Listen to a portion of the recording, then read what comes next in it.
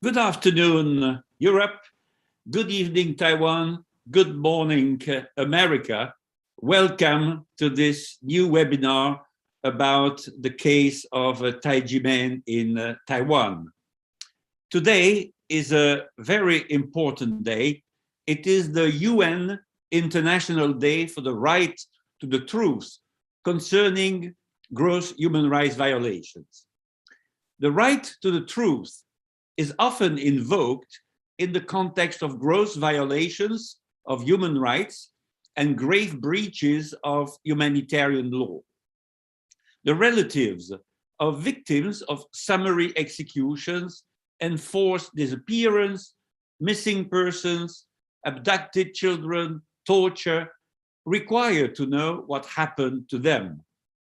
The truth is a powerful light that is needed to illuminate our consciences and show us the way to walk on in order to repair the damage caused to victims of human rights violations and attacks to human dignity. The truth is the fuel that is needed to put in motion the train of justice. The truth is the blood and the oxygen of human life, without which the quest for justice, reparation, and accountability cannot start. It is on the 21st of December 2010 that the UN General Assembly proclaimed the 24th of March as the International Day for the Right to the Truth concerning gross human rights violations and for the dignity of victims. Why that date? The date was chosen because on the 24th of March 1980, Archbishop Oscar Arnulfo Romero of El Salvador, then a prominent human rights defender, was assassinated while celebrating Mass. Romero actively denounced violations of the rights of the most vulnerable people and defended the principles of protecting lives, promoting human dignity, and opposing all forms of violence. Quite often, such peace activists like Gandhi or Martin Luther King are victims of violence, and Romero was no exception, unfortunately. Though no one was ever convicted for the assassination, the UN-created Truth Commission for El Salvador concluded that Major Roberto Dubuisson, founder of a right-wing political party, had ordered the killing. In 1997, Pope John Paul II bestowed upon Romero the title of Servant of God, and a cause of his beatification was opened by the Church. The cause stalled, but was reopened by Pope Benedict XVI in 2012. Romero was declared a martyr by Pope Francis on the 3rd of February 2015, paving the way for his beatification in May 2015. During Romero's beatification, Pope Francis declared that his ministry was distinguished by his particular attention to the most poor and marginalized. Pope Francis canonized Romero in October 2018. It sometimes happens that some saints of our times can also enjoy some sort of secular canonization, as it is the case here. The search for truth is also at the heart of our human rights activities, as our final goal in each case is that justice be done. Truth and justice are also needed for Taijimen. The right to the truth implies knowing the full and complete truth as to questionable events or human rights violations, their specific circumstances, and who participated in them, including knowing the circumstances in which the violations took place, as well as the reasons underpinning them. In the case of Taijimen, all these facts are known. In April 1997, Dr. Huang Tse, the founder and spiritual master of Taijimen, was indicted by prosecutor Hu for alleged tax invasion concerning manual donations for the years from 1991 to 1996 by Dizi to their Shifu. This practice had forever been recognized as non-taxable, and donations had always been tax-exempt in the case of Taijimen. It took Dr. Huang 10 years to be declared non-guilty of tax evasion, and all the defendants were acquitted on final appeal at the Supreme Court in July 2007. As the court had ruled that no tax was owed by Taijimen, the tax bills should be revoked according to the law, but they were not for the year 1992. After 13 more years of legal procedures, this miscarriage of justice led to the auction of Taijimen's property. Prosecutor Hu, as well as officials of the National Taxation Bureau and the Administrative Enforcement Agency, have been identified as the main actors of Taijimen's persecution. Throughout the years, the truth about the responsibilities and the system of bonuses generating conflicts of interest has been clearly established. Now it is time that justice be done. And before giving the floor to the first speaker, we will watch a video.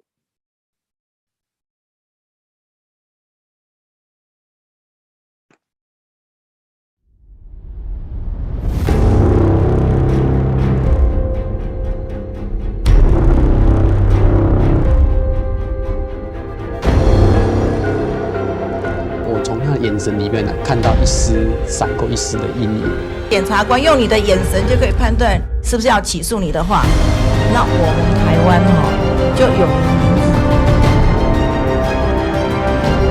这太不能呼吸了。赠与殉职，这后面也是。我想这个法院的判决证明了一件事情，就是真相只有一个。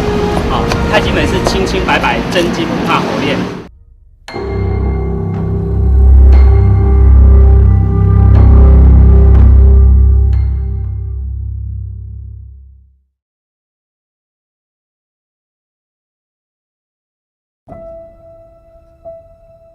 That day, I witnessed a scene that was only possible from a movie.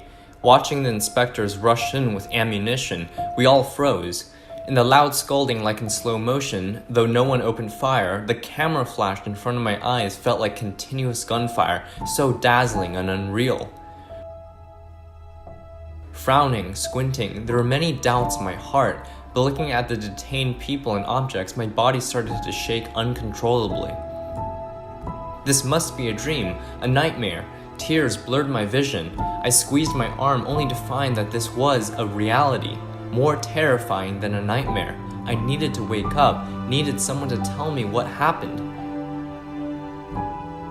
This is just a nightmare after all.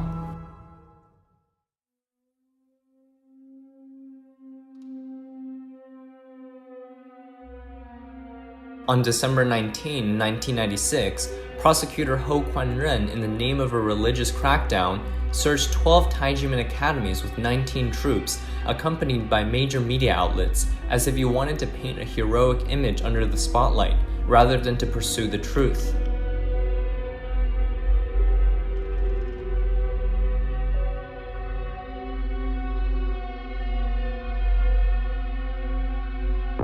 Later, he filed an extremely outrageous indictment against the Zhangmenren of Taijimen, fabricated crimes of fraud, abused the power of authority, forced coercion to obtain confessions, and forged documents.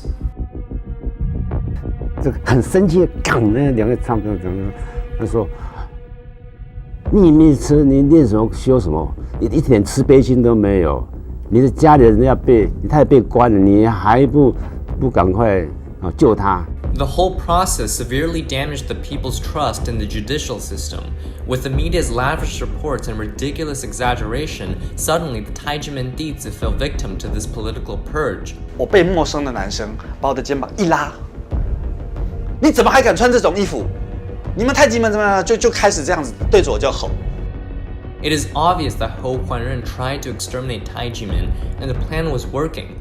The innocence and kindness of the group were erased overnight, leaving the pure white uniforms cast in shadow. Thousands of families were victimized, and the harm endured was not explainable with words.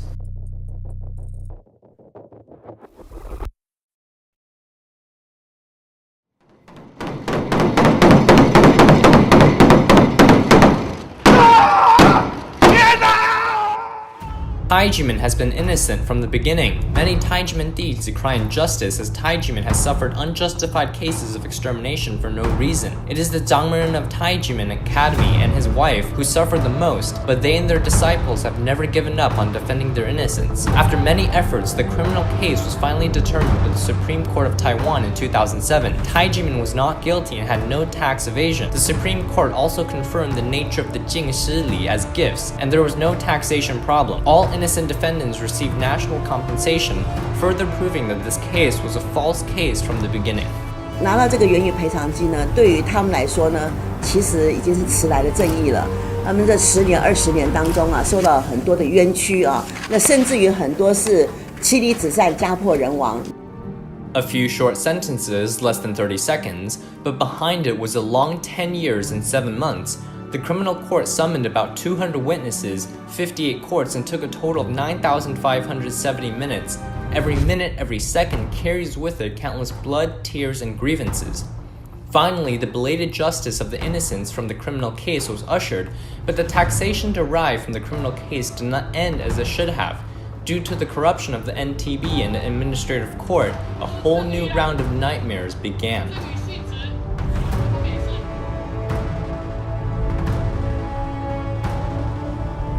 经过最高行政法院的判决确定，都已经认定太极门不是补习班，净师礼都是赠与的弟子的净师礼，不是补习班学费，所以太极门根本就没有税单，也没有纳税的问题。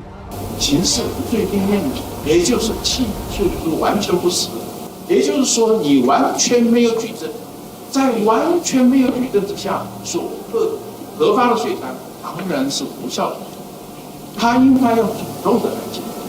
But not only was the tax bill not revoked, the Administrative Enforcement Agency of the Ministry of Justice, Xinzhou Branch, also enforced the auction of Taijimen's land in Miaoli Mountain. It is intolerable. We have been bullied for too long, so we decided to put on our headscarves, protest on the streets, clench our fists. We roared. What did we do wrong? This roar has lasted for 25 years. 25 years! 9,125 days, a quarter of a century. How many people have dedicated the best time in their lives for this?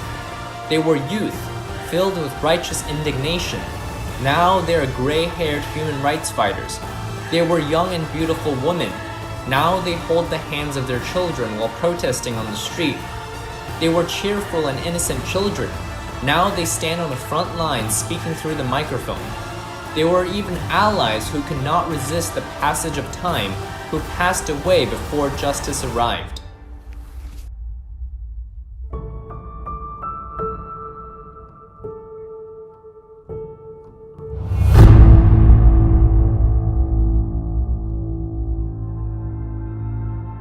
In this violent storm, he no longer has another existence like a parallel universe. All because of Zhangmenren's great spirit, he waved his sleeves and said, "We still have to be patriotic. Because we love this land, we have to fight." So we dried our tears and continued to roar, but this time the scene was different.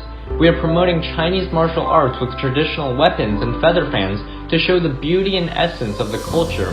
In front of the president's office where we were protesting, we are now celebrating the nation's birthday.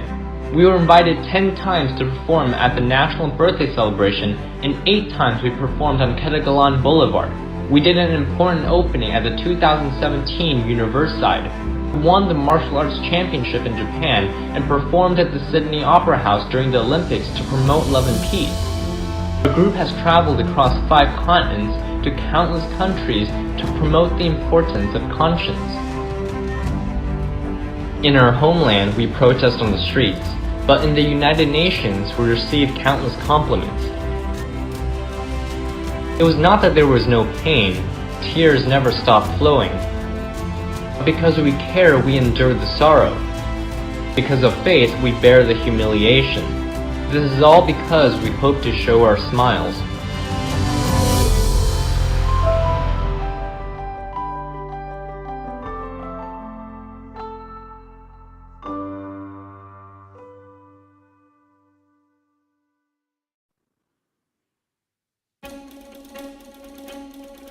Our hometown is surrounded by the sea, and the persecution put us in a situation like that of an isolated island. Fortunately, when we reached out for help, what we got was assistance from outside the island. Because of how absurd the case is, it has received a lot of attention by the international community that values human rights. Professor Kenneth Jacobson, the former advisor to US President Clinton, who has been following the case for a long time, published an article after studying the case and said that the prosecutor's way of handling the case is so absurd that his mental health is questionable. The mere statement of that would cause individuals and should cause individuals to question the sanity of the prosecutor. Dr. Massimo Introvigne, the Italian founder of the Research for New Religions and Belief, which helps those suffering from religious persecution, mentioned this is not a domestic or technical tax case, but a human rights case based on freedom of religion or belief. He also stressed that there is no time limitation to fight against human rights persecution, and that the international community has the responsibility to help resolve this case together. In San Francisco, Silicon Valley, Los Angeles, Honolulu, and New York, we have been protesting in front of the Taipei Economic and Cultural Office. In December 2021, we went to the political center of the world, Washington, D.C., to petition in front of the Taipei Economic and Cultural Representative Office. Those who walked or drove by expressed their support by honking or thumbing up, and some even joined us in holding protest posters. We have visited many scholars and experts in many countries and talked about the case. They all expressed shock and inconceivability. Their support shows us that we are not alone on this road of seeking justice, that we are not helplessly isolated. We only hope the Taiwanese authorities will open their eyes and not trap themselves due to their inactions.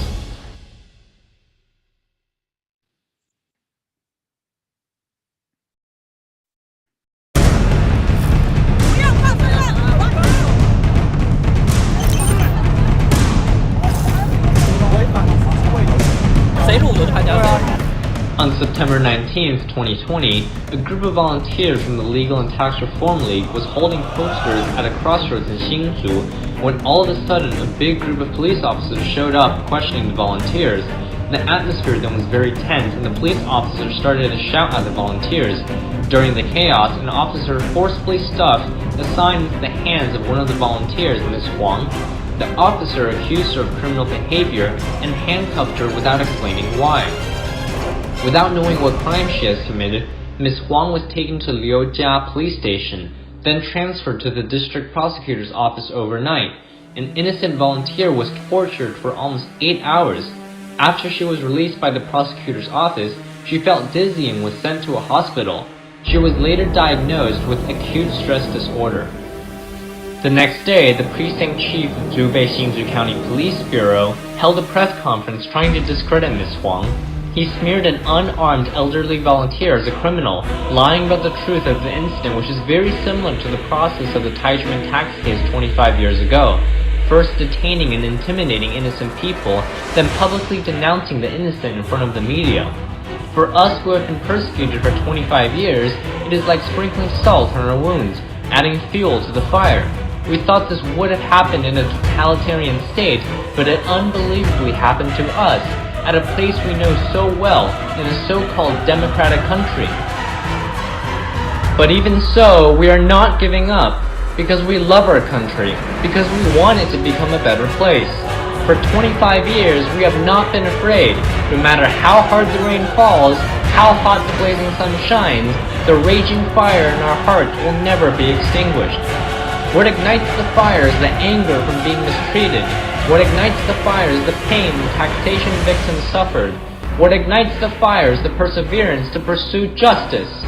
Even if there is more injustice, more pains, we will still roar. As long as the case is not resolved, we will not give up. We will continue to move forward.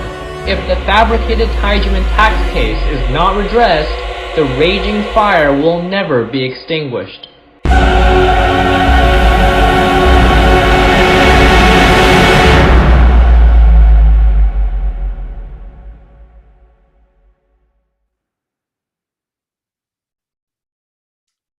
Thank you very much for this introduction, which is an excellent summary for all those who are not familiar with the Taijiman case and who are discovering it right now. Our first speaker is Dr. Massimo Introvigne, who is the founder of CESNUR, the Center for Studies on New Religious Movements. Massimo Introvigne, the floor is yours. Thank you, Willie. And today, as you reminded us, we commemorate in the date of the murder of Archbishop Romero, the International Day for the Right to Truth concerning gross human rights violations and the dignity of the victims. Take a deep breath. And it's an unusually long name for a United Nations Day of Observance. And the fact is, there are many other days the United Nations celebrate about human rights. This one is not on human rights in general. It is about the truth concerning human rights violations. And how this truth about human rights violations is important is something we are seeing in these very days. We are in the middle of a war of aggression with thousands of civil victims. And of course, one party says there are atrocities and the other party say, no, no, no, this isn't true. So what is the truth and how can we know the truth? Well, perhaps because I am Italian, I have a tendency to explain things through images, but we can even show the images in a better way. Let me try. Let me try again to show the image in a better way.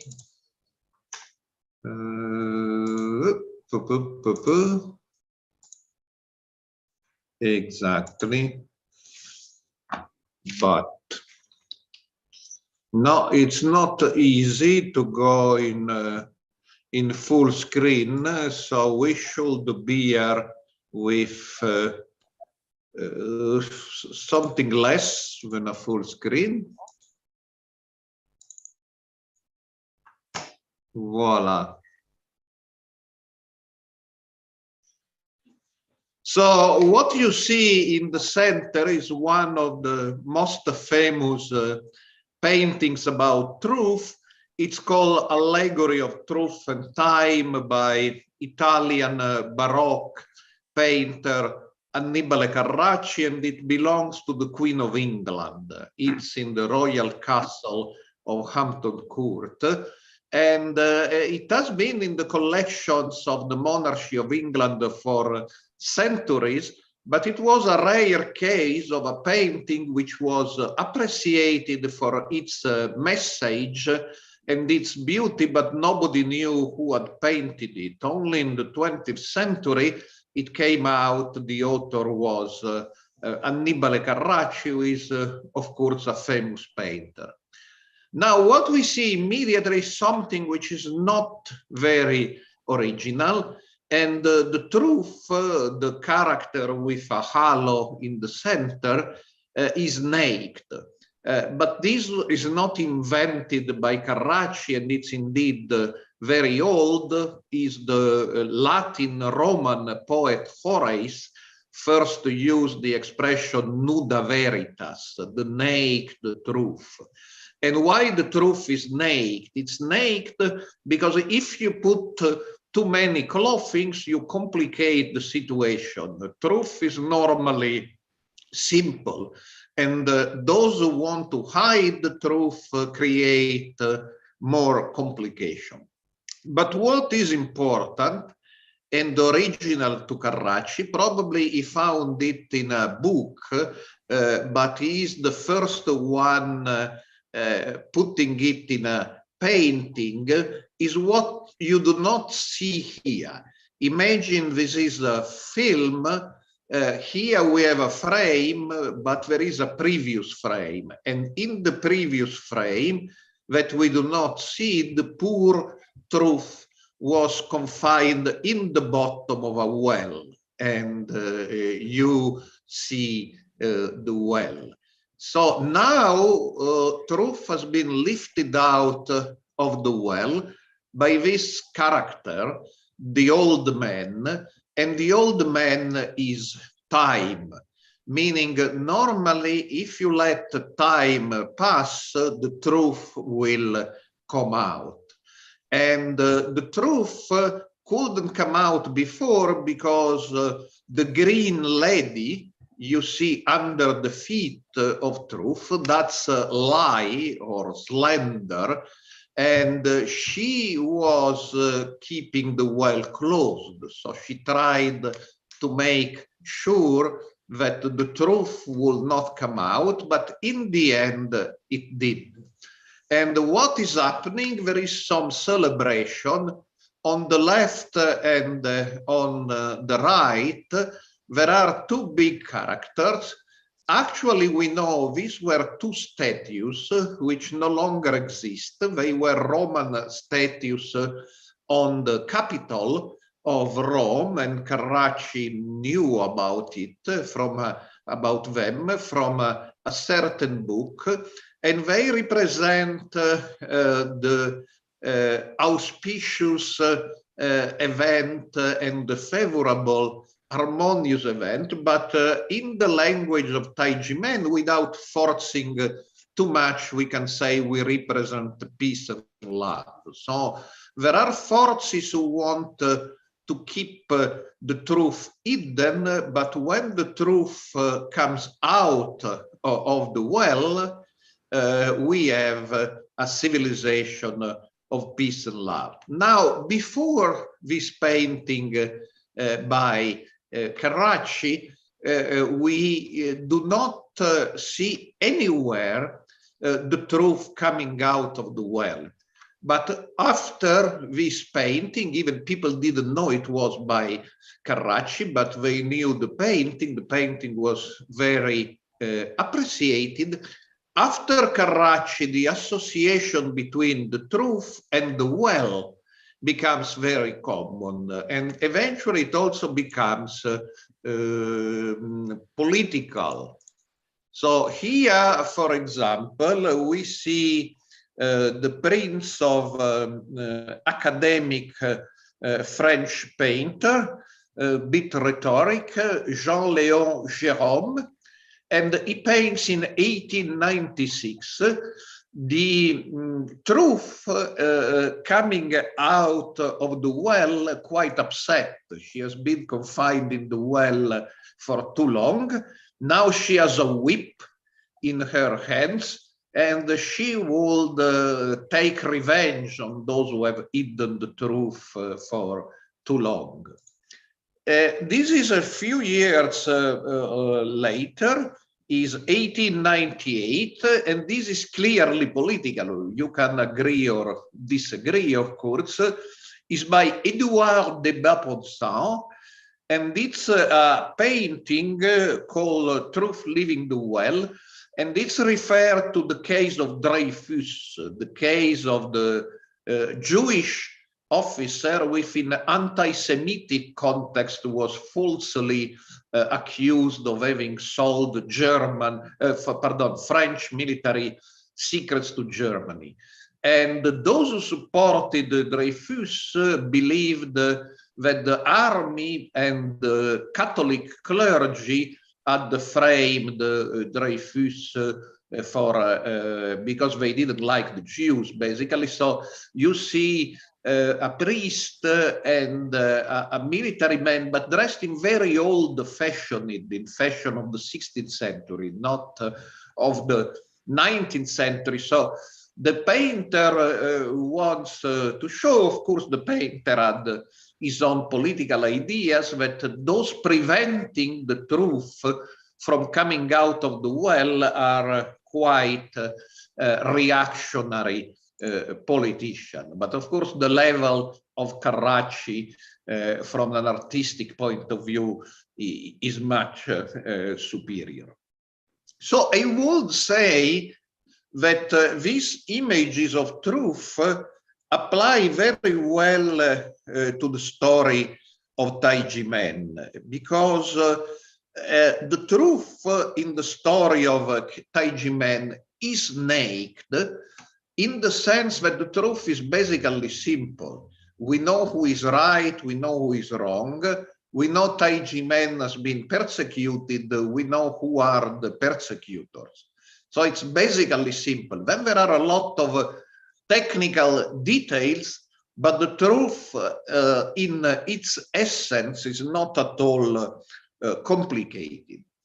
But this truth about the Taiji Men case has remained hidden in the well for many years. It's true that very rarely somebody approached the well and had a glimpse of the truth. For instance, in 2010, René Wadlow, who was vice president of the Association of World Citizens, already before all of us, went to Geneva and submitted a 1503 procedure. That's a procedure calling for an investigation to the UN Human Rights Council. Of course, it was symbolic because the UN Human Rights Council doesn't deal with Taiwan. Taiwan is not a member of the United Nations, but it was a powerful symbolic gesture. And in 2016, we have seen even in the movie,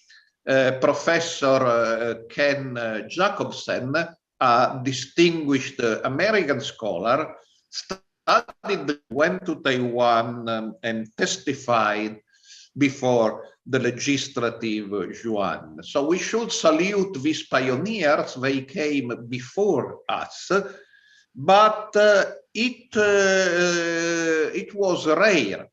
These were rare lights in the night.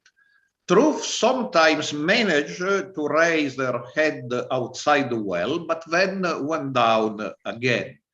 And meanwhile, the green lady lie was still sitting on the well and trying to prevent truth from coming out. It was only from 2019, and particularly from 2020, when Bitter Winter started at the end of 2020, a campaign about the Taiji Men, that Human Rights Without Frontiers and CESNUR and many scholars and human rights activists started, in a way, cooperating, all holding a rope in our hands and lifting truth out of the well.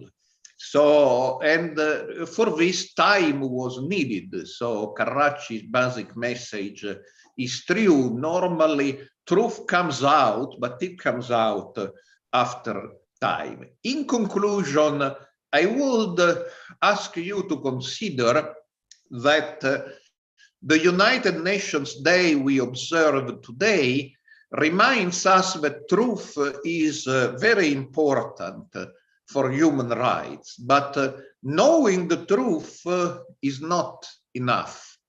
If we know the truth about the violation of human rights, is a good step forward, but that doesn't mean that automatically the violation of human rights stops. It is possible that the perpetrators have no shame, and even when they are publicly and internationally denounced, they will continue in violating human rights, which seems precisely to be the situation of some authorities in Taiwan with respect to Taijimen. However, we can say that thanks to our websites and efforts and webinars, truth now is in the air. And as Karachi showed, looked at the sites of the paintings, when there is truth, there is peace and love and harmony and friendships and sweet and brave friends sharing with us beautiful events. And that's the reason we are here today. As Jesus said in the Gospel of John 8:32, you shall know the truth, and the truth shall make you free. Thank you. Thank you, Massimo, to remind us through your analysis of very well-known paintings that the human search for truth has always existed throughout the history of mankind. And I also appreciate your conclusion, so that quotation from the Bible, you shall know the truth, and the truth shall make you free. I will now give the floor to Daniela Bovolenta, who is the author of the Bitter Winter magazine, and she will tell us more about the launch of a new website concerning the Taijimen case. The floor is yours. Thank you, Willie. On December 4th, 2020, Bitter Winter published its fifth article on the Taijimen case, introducing the movie A Question of Justice, directed by Massimo Introvigne, and the side event at the Third Ministerial to Advance Religious Freedom, co-organized in Warsaw by the US Department of State and the Ministry of Foreign Affairs of Poland. Both the movie and the event were important steps in the international campaign advocating justice for Taijimen, and it is significant that our coverage of the case in Bitter Winter started from them. We have now published 113 articles on the case in 50 months. Bitter Winter is a magazine devoted to human rights and religious freedom throughout the world. While we mostly cover cases of bloody persecution, killings, and torture, we are also aware that religious discrimination has many facets. The Taijimen case is of global importance, and it is almost a stereotypical example of how taxes can be used to discriminate against a spiritual minority and violate its human rights. It is for this reason that the campaign of Bitter Winter advocating for Taijimen will continue. Nothing in the body will prevent us from speaking out for Taijimen. If somebody in Taiwan believed that fatigue would one day overcome us, and just because we kept advocating without achieving results, we would cease our campaign, then I should tell you that somebody in Taiwan was badly mistaken. Our voice will not be silent until the voice of justice for Taijimen will finally resonate in Taiwan. Our voice will continue to call for justice and to tell those who perpetrate injustice that they are, as it is now fashionable to say, on the wrong side of history. Today, however, when the United Nations celebrated the International Day for the right to the truth concerning gross human rights violation and for the dignity of the victims, I am pleased to announce that we are ready to go one step ahead. In cooperation with our friends in Taiwan, today we launch a new website, taijimencase.org.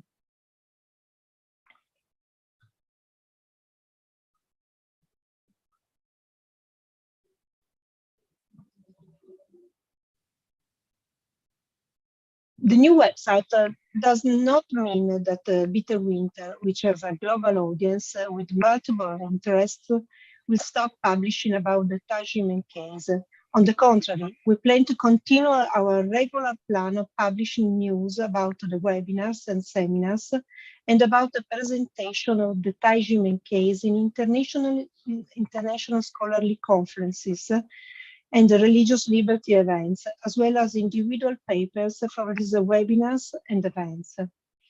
Taijimencase.org will work side by side with Bitter Winter and other publications covering the Taijimen case. It will not replace them, but it will offer those interested in the Taijimen case and those who should be interested in it, a collection easy to use, or what has been published on the case in magazines, including Bitter Winter, and scholarly journals, as well as videos of the events and other videos. Now, let me show you a preview version of the website. The final version will be online in a few days at the URL taijimencase.org. Netizens will first find an outline of the Taijimen case. Here you can see the outline.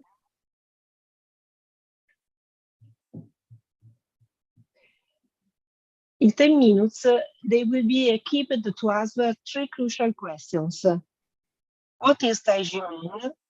What is the Taijimen case, and why do Taijimen Dizi disciples and their supporters protest in Taiwan and internationally?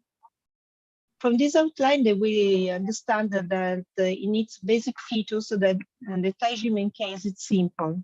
A peaceful spiritual movement has been targeted by a political aggression, which started as a criminal case, and when the courts declared that the criminal charges are unfounded, continued as a tax case. It is very simple. As it happens in some wars, including the one we are currently witnessing, there is an aggressor and there is a party that has been aggressed. People of conscience can only side with the aggressed. On the other hand, the weapons used by the aggressor are complicated. They include legal tools, administrative tools, and slander. In a campaign of aggression, as we are again tragically learning in these days, slander is a dangerous weapon because it tries to reverse the truth. Through slander, the aggressor is presented as it was the aggressed, and the aggressed is presented as it was the aggressor. We should be totally clear here. Taijimen is the innocent aggressed party. The raw bureaucrats are the aggressors. However, we should also deconstruct the tools the aggressors use. Our way of doing it in the new website is a chronology.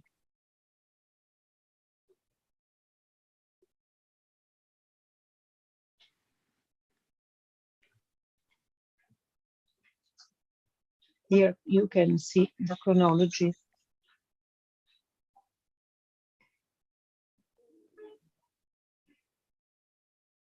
This chronology is not short, but is very important. It explains exactly and masks the various attacks against the Taijimen, telling netizens who, when, and how perpetrated the injustice. I encourage you to read it carefully and to send the link to your friends. The chronology is something new, a powerful weapon of defense in the campaign for Taijimen. Then we plan to collect in taijimencase.org all the articles published in Winter, and we hope in the future as well on the Teichmann case. Here you can see the last articles. The welcome page will show the last addition to the website, but the articles section will eventually become a large encyclopedic repository. Here you can see the article section. In addition to the magazine articles, there is a small but growing corpus of academic papers about Teichmann. These are published in the section Academic Papers here.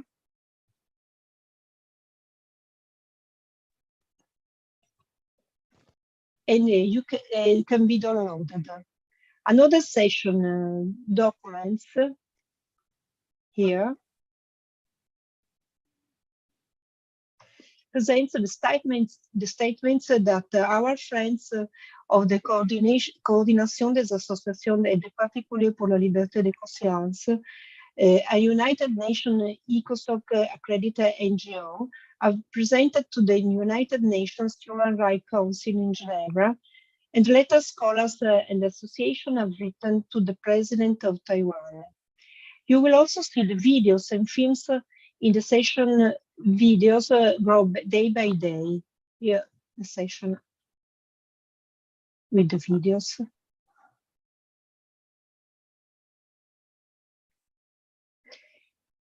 Finally, there is a contact form here at the bottom of the homepage. And we plan to send to those interested a newsletter with updates on the Teichmann case and the website. I do not believe that the website can change the world. It is not the website. It is the passion, the enthusiasm, the commitment of those who believe that the idea of justice we are advocating for Teichmann will prevail. Ultimately, it is the idea itself that may have powerful effects. The website is a tool in the service of the idea, although an important tool. As the French novelist Victor Hugo once said, nothing is more powerful than an idea whose time has come. The time for Teichmanncase.org has come. The time for the idea of conscience, truth, and justice for Teichmann has come. Thank you.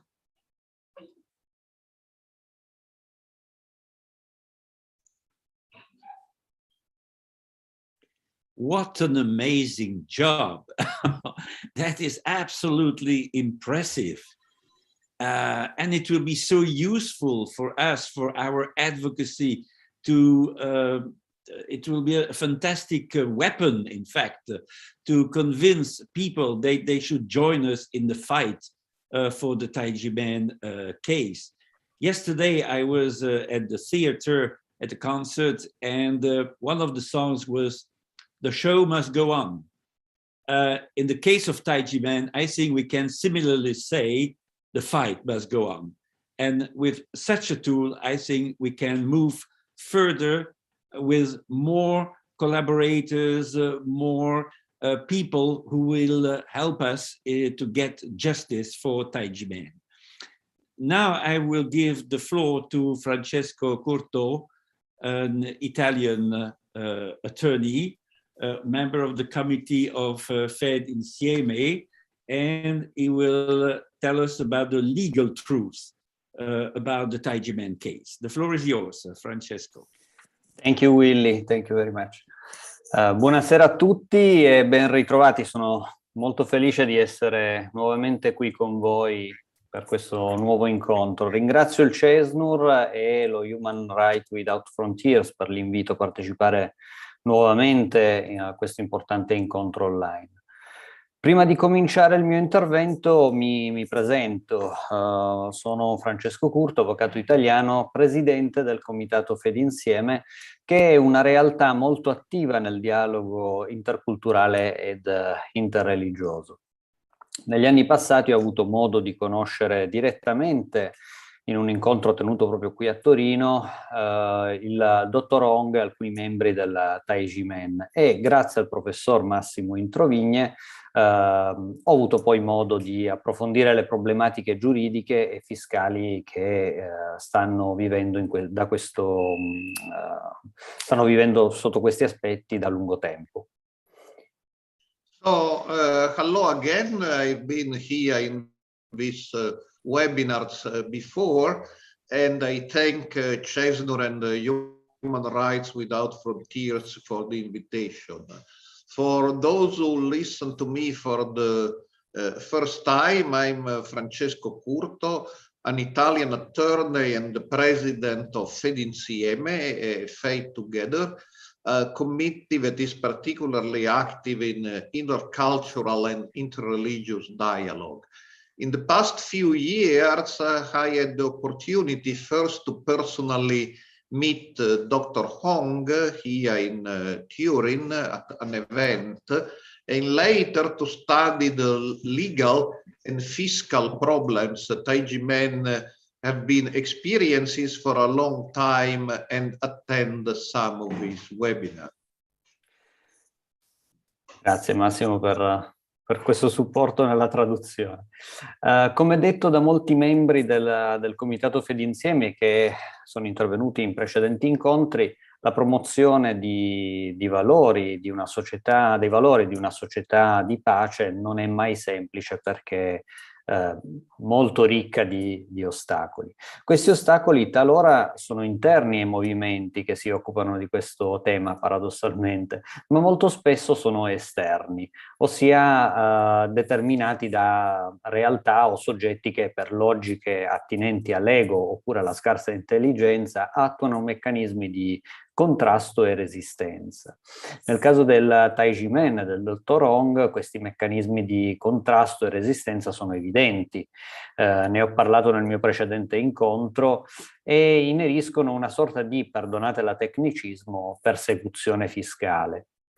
È giusto pagare le tasse, con quella mia affermazione precedente non voglio dire il contrario, senza di esse difatti gli stati non sopravvivrebbero, ma occorre che queste siano giuste, eque e non pregiudizievoli. Nel caso però del Tiffany e del dottor Huang, come detto nel mio precedente incontro e come hanno potuto approfondire gli altri membri del Comitato Fedinsieme, queste richieste avanzate non lo sono, in quanto ciò che viene chiesto non è per nulla rispettoso dei principi dell'uguaglianza e della coerenza. We have started a cooperation and other members of Fedinsieme have also participated in the previous webinars, and they have praised Taiji men for promoting the values of a society of peace, but have also noted that this is never easy and normally met with obstacles. Sometimes these obstacles are internal to the movements that deal with this issue, but more often they are external, i.e. they are determined by organization or individual who for reasons pertaining to their ego and sometimes even to their lack of wisdom or intelligence implement mechanism of contrasts and resistance against those who promote peace. In the case of Taiji men, it's obviously this external mechanism of contrasts and resistance that are at war. I previously spoke at a webinar on Taiji men in October 2021, and I used the expression tax persecution, even that if I'm aware it's non-technical as an expression, not normally used by lawyers. And that doesn't mean that I'm against paying taxes. Paying taxes is normal. Without taxes, a state cannot survive. However, taxes need to be fair, equitable, and non-detrimental. And in the case of Taiji men, as mentioned in my previous paper and elaborated in the further study of the matter we conducted with other members of Fedinsieme, these taxes are not fair, are not equitable, and are detrimental, because what is being asked is not consistent or respectful of the fundamental principles of equality and consistency. Oggi, il 24 marzo, sappiamo tutti, è la giornata internazionale per il diritto alla verità sulle gravi violazioni di diritti umani e per la dignità delle vittime. In questa giornata siamo chiamati a onorare la memoria delle vittime delle gravi e sistematiche violazioni dei diritti umani e promuovere l'importanza del diritto e della verità e alla giustizia. Nella regione dell'Asia e del Pacifico, ma non solo, il fallimento di alcuni governi sul tema dei diritti umani ha influito sulla crescita di movimenti di difensori e attivisti per i diritti umani, che sono stati di grande ispirazione per le riforme avvenute laddove ci sono state dopo molti anni. Molti paesi hanno visto una riduzione consistente dello spazio per la società civile e i cosiddetti difensori dei diritti umani, come avvocati, giornalisti e altri, si sono trovati ad essere bersaglio della repressione. Ad esempio è noto il giro di vite senza precedenti sulla libertà d'espressione in Cina, oppure l'intolleranza del dissenso in Cambogia e Thailandia, o ancora le sparizioni forzate in Bangladesh e Pakistan. L'impunità è stata diffusa e ha inevitabilmente poi generato e sostenuto altre violazioni, tra cui uccisioni illegali e torture, nonché negato giustizia e riparazione a migliaia, se non milioni di persone. Today we celebrate this United Nations International Day for the Right to Truth about gross human rights violations and for the dignity of the victims. So there is a second part, the dignity of the victims. We are called to remember and honor the victims of gross and systematic human rights violations and to promote the importance of the right to truth and justice. In the Asia-Pacific region and beyond, the failure of governments to address human rights issues has influenced the growth of movements of human rights defenders and activists. In some countries, these movements have been great inspiration for reforms, and in some countries, reform did occur after many years of struggles. In other countries, however, the space for human rights activism has been curtailed. Civil society and human rights defenders, such as lawyers, journalists, and others, have found themselves the target of repression. There is much discussion about the problems freedom of expression encounters in China, the growing intolerance of dissent in Cambodia and Thailand, and the kidnapping and assassinations of human rights activists in Bangladesh and Pakistan.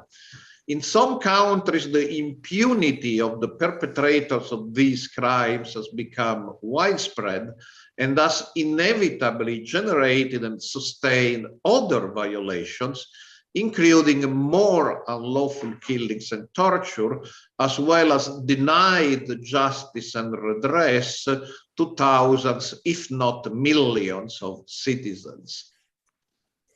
In questo contesto, la crescente domanda di rispetto e protezione dei diritti umani nella regione dell'Asia e del Pacifico ha portato anche qualche timido risultato che ha dato speranza ad alcuni dei movimenti attivi. L'obiettivo del movimento Tiananmen e del dottor Huang, essendo un obiettivo di tutto rispetto e ricco di ambizione, non deve cessare. Deve quindi proseguire senza sosta e senza lasciarsi condizionare dalle vicende giudiziarie e fiscali. Ritengo che abbiano la forza per resistere e abbiano anche il sostegno da parte di molti che vedono nella vicenda paradossale che stanno vivendo i chiari segnali di una persecuzione, di una violazione dei diritti. Abbiamo la fortuna di vivere in società in cui i cittadini possono esprimere le proprie opinioni e contribuire in vario modo al progresso sociale. Ad esempio, si è parlato anche in precedenti incontri attraverso l'impegno politico, sindacale, oppure attraverso la protesta pacifica. Sensibilizzare i cittadini non è cosa semplice, lo sappiamo bene. The picture in the Asia-Pacific region is not only black, there is also a growing demand for the respect and protection of human rights. There are active movements and there are significant, if small, results. Taijimen and Dr. Huang have been at the forefront of the effort to implement genuine human rights education in the Asia-Pacific region and beyond. And this is a respectable and ambitious goal. It must not cease. It must continue without being bothered by an unjust tax persecution. I would like to say to Taijimen Dizi, happily you have the strength to resist and the support of many who see in the paradoxical situation you are experiencing clear signs of persecution and violations of rights. We have the good fortune to live in societies where citizens can express their opinions and contribute in various ways to social progress, including through political and trade union activism or peaceful protest. And yet we know that raising awareness is never easy. Le questioni giudiziarie del movimento Taijimen, del dottor Huang e i paradossi che sono emersi da queste vicende mettono tutti noi nella condizione di dover ragionare sulla gravità della questione. L'azione fiscale contro il dottor Huang e il Taijimen, ne conveniamo tutti, non doveva essere iniziata o comunque doveva essere risolta già da tempo. Questo non è stato e oggi siamo ancora qui a parlarne. Quindi oggi, collegato a questa vicenda, come possiamo noi onorare questo giorno, il 24 marzo, giornata internazionale per il diritto alla verità sulle gravi violazioni dei diritti umani e per la dignità delle vittime? Sicuramente promuovendo l'importanza del diritto alla verità e chiarendo all'opinione pubblica la verità sui fatti occorsi al movimento Taijimen e al dottor Huang. Sicuramente anche promuovendo l'importanza della giustizia e sottolineando i paradossi giuridici e fiscali del caso, nonché anche onorando la memoria di coloro che sono stati vittime delle violazioni dei diritti, omaggiandoli. Tutto ciò chiaramente per riaffermare a gran voce l'importanza e l'inviolabilità dei diritti. Vi ringrazio per l'attenzione. The Taijimen case asks all of us to confront the question of what we can do to help solving a very serious and at the same time paradoxical situation. I believe we all agree that the tax action against Dr. Huang and Taijimen should never have been initiated in the first place, or at any rate should have been solved long ago. But this has not been the case, and today, after 25 years, we are still here discussing the Taijimen case. So what we can do today to honor May 24, the International Day for the Right to Truth about gross human rights violations and for the dignity of victims. What can we do specifically about the Taijimen case? This day is about truth. And what we can do is emphasize that the public opinion in Taiwan and elsewhere has a right to truth. We can raise our voice and tell the truth about what happened to Dr. Huang and Taijimen. We can tell the truth about the unjust tax case, showing its legal contradictions and paradoxes. And we can honor the dignity of those intelligent men who have suffered human rights abuses. And it is only in this way that we can affirm this truth, that human rights are fundamental and inviolable. Thank you.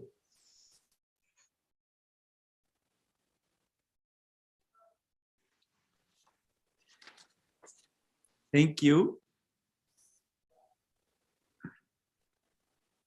Thank you, Francesco, for sharing with us the views of Fedinsieme in the case of Taiji Men and the full support of your organization for this organization that is tax persecuted. And now I will give the floor to Marco Respinti, who will take care of the second part of this webinar. Is the director in charge of Bitter Winter magazine.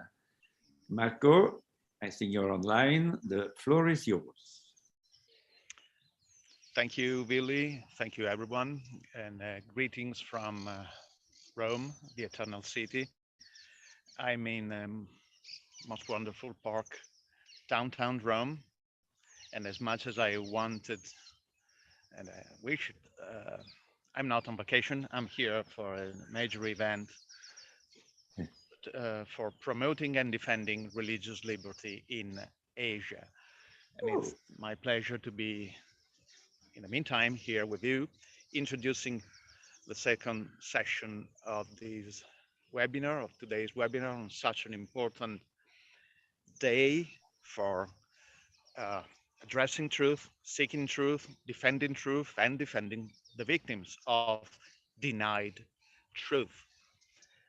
You may probably hear some birds tweeting in the background and even some children playing, and let me present you all these background rumors as a sign of hope for redressing misdeeds against Taiji men, establishing truth, and honoring the victims of this injustice. And let me also add that I am quite proud to see that in today's webinar, which is just the latest in a long series of important webinars, there is a high percentage of Italian speakers. And this is, I mean, I'm an Italian citizen. This is very nice to see on my behalf. And this shows, to use Daniela's just recent words, the enthusiasm and passion that my countrymen, scholars, testimonials, researchers put into defending the truth, specifically in the case of Taiji men. So I'm going to introduce this second session of the webinar today, introducing some testimonials and Dizi. But before that, let me call your attention to another important video. Stay with us because it's quite important.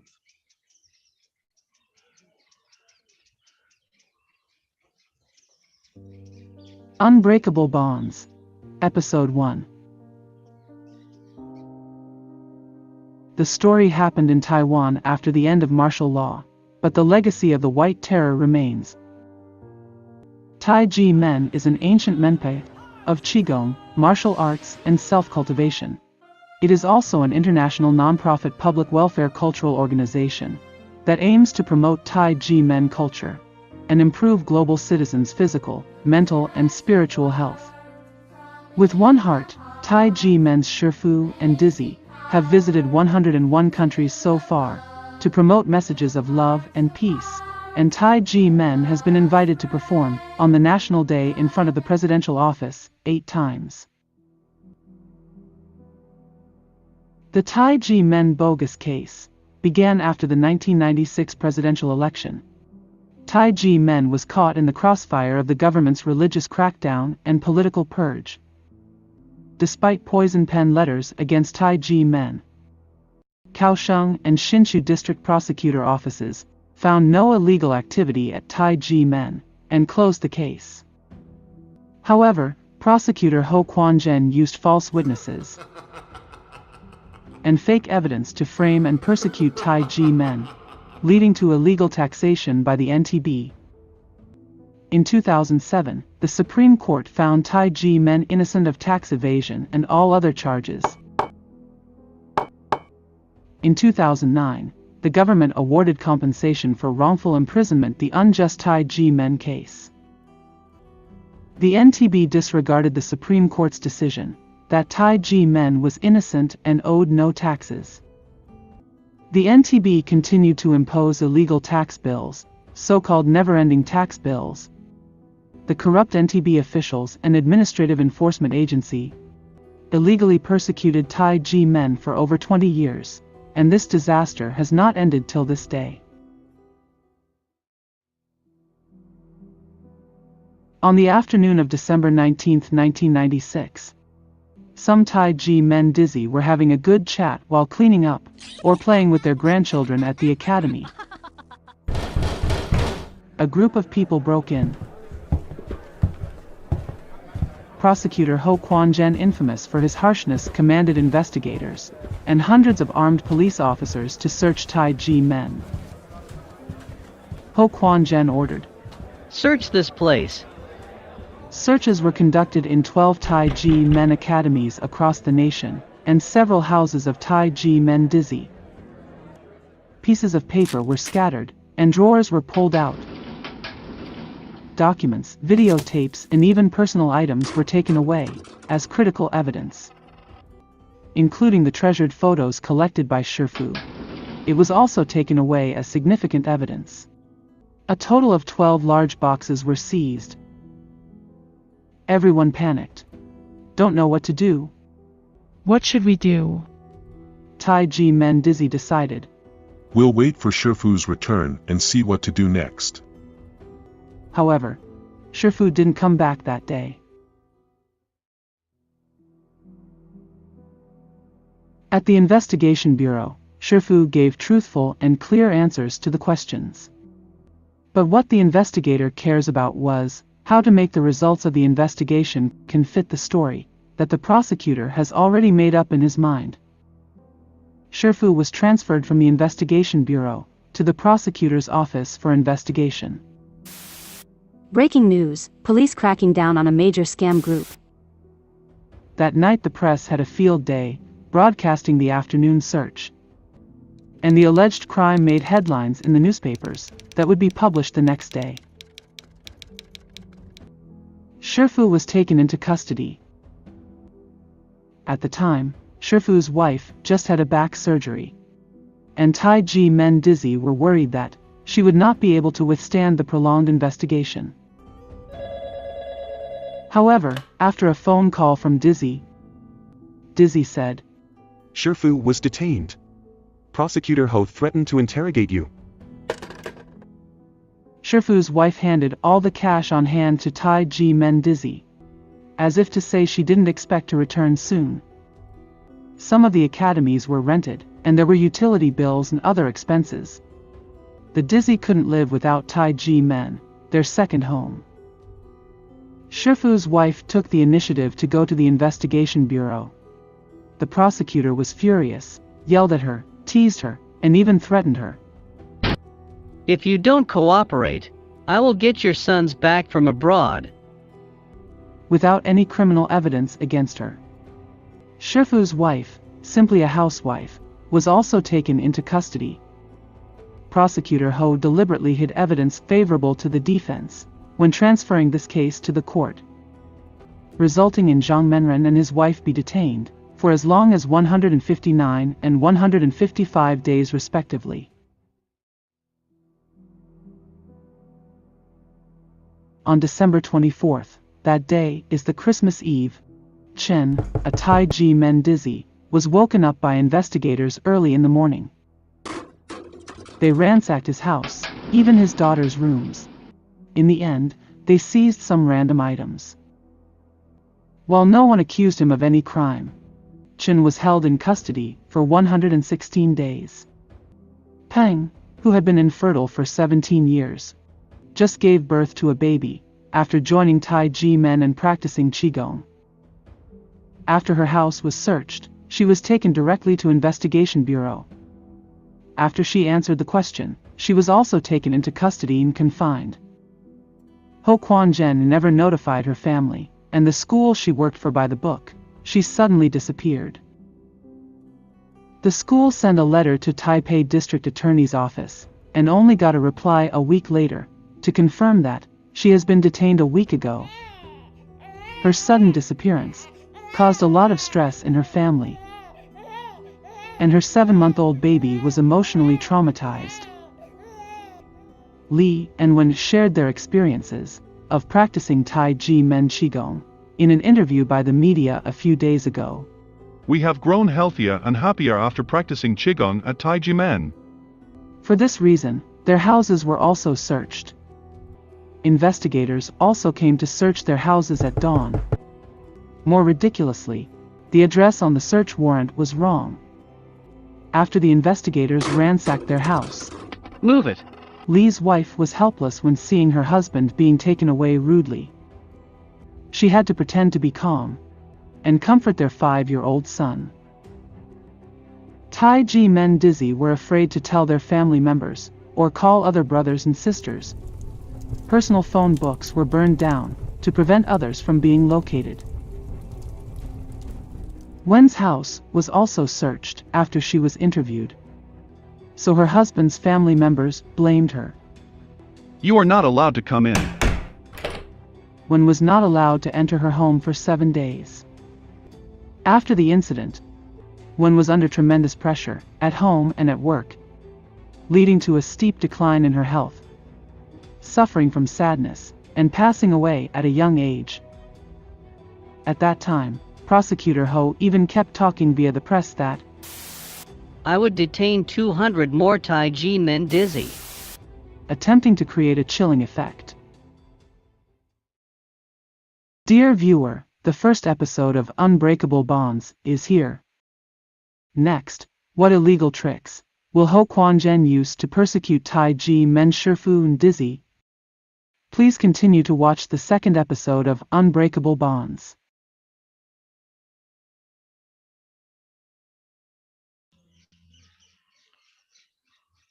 This first episode of Unbreakable Bonds gives all of us an introduction, a very important and staggering introduction to what the Tai Chi Men movement is suffering. It is usual for our webinars to divide the session our works in 2 sessions. The second one, which we are introducing now, is the session where Dizi and testimonials directly speak their own experience, and it's a very well done procedure of completing the first session of our webinars, who is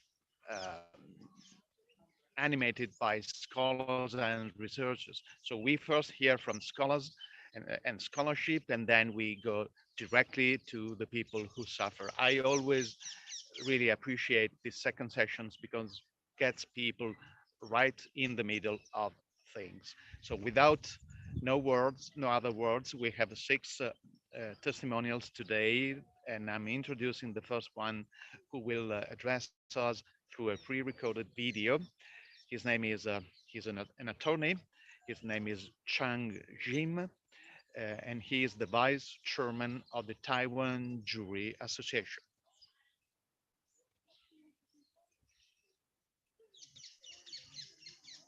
This happened several decades ago. Bus services operated by the London Transportation Board had a profitable year. Consequently, the mayor of London had to apologize to the London residents because public transportation was supposed to serve the public and not for profit. When I read this story, I was deeply touched. In democratic England, British officials put their people's rights first. In contrast, The Taiwan National Taxation Bureau bragged about the excess collection of $30 billion in taxes from the people. Their disregard for the people's welfare and rights is shameful. Government officials are civil servants. Their job is to serve the people, but the Taxation Bureau officials of Taiwan use taxation for their own benefits and consider taxpayers' rights as secondary. On this day, 25 years ago, the ruthless prosecutor Huang single-handedly masterminded the darkest moment in the history of Taiwan religion. 25 years later, we are here today, not to celebrate, but to commemorate this tragic day in history, the doomsday that resulted in 25 years of Taiji men being labeled as a tax evader. Everyone must remember this day how Taiwan's judicial system, procuratorial system, and tax agencies mistreated the taxpayers. Please remember this day and express your opinion with your votes.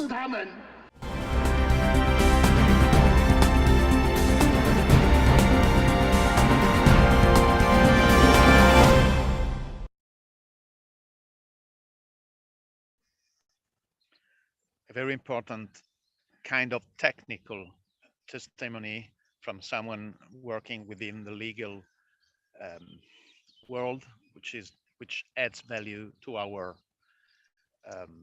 webinar today. So I am going to introduce now our second testimonial for today, and she's the first in person. Her name is Miss Tiffany Shao, and she's a principal engineer in a semiconductor industry, and she is a Taiji man, Dizi. Ms. Shao, the floor is yours. Yes, okay. Dear moderator, panelist, distinguished guest, and audience on today's webinar, good afternoon. I'm Tiffany, a semiconductor engineer and Taiji man Dizi.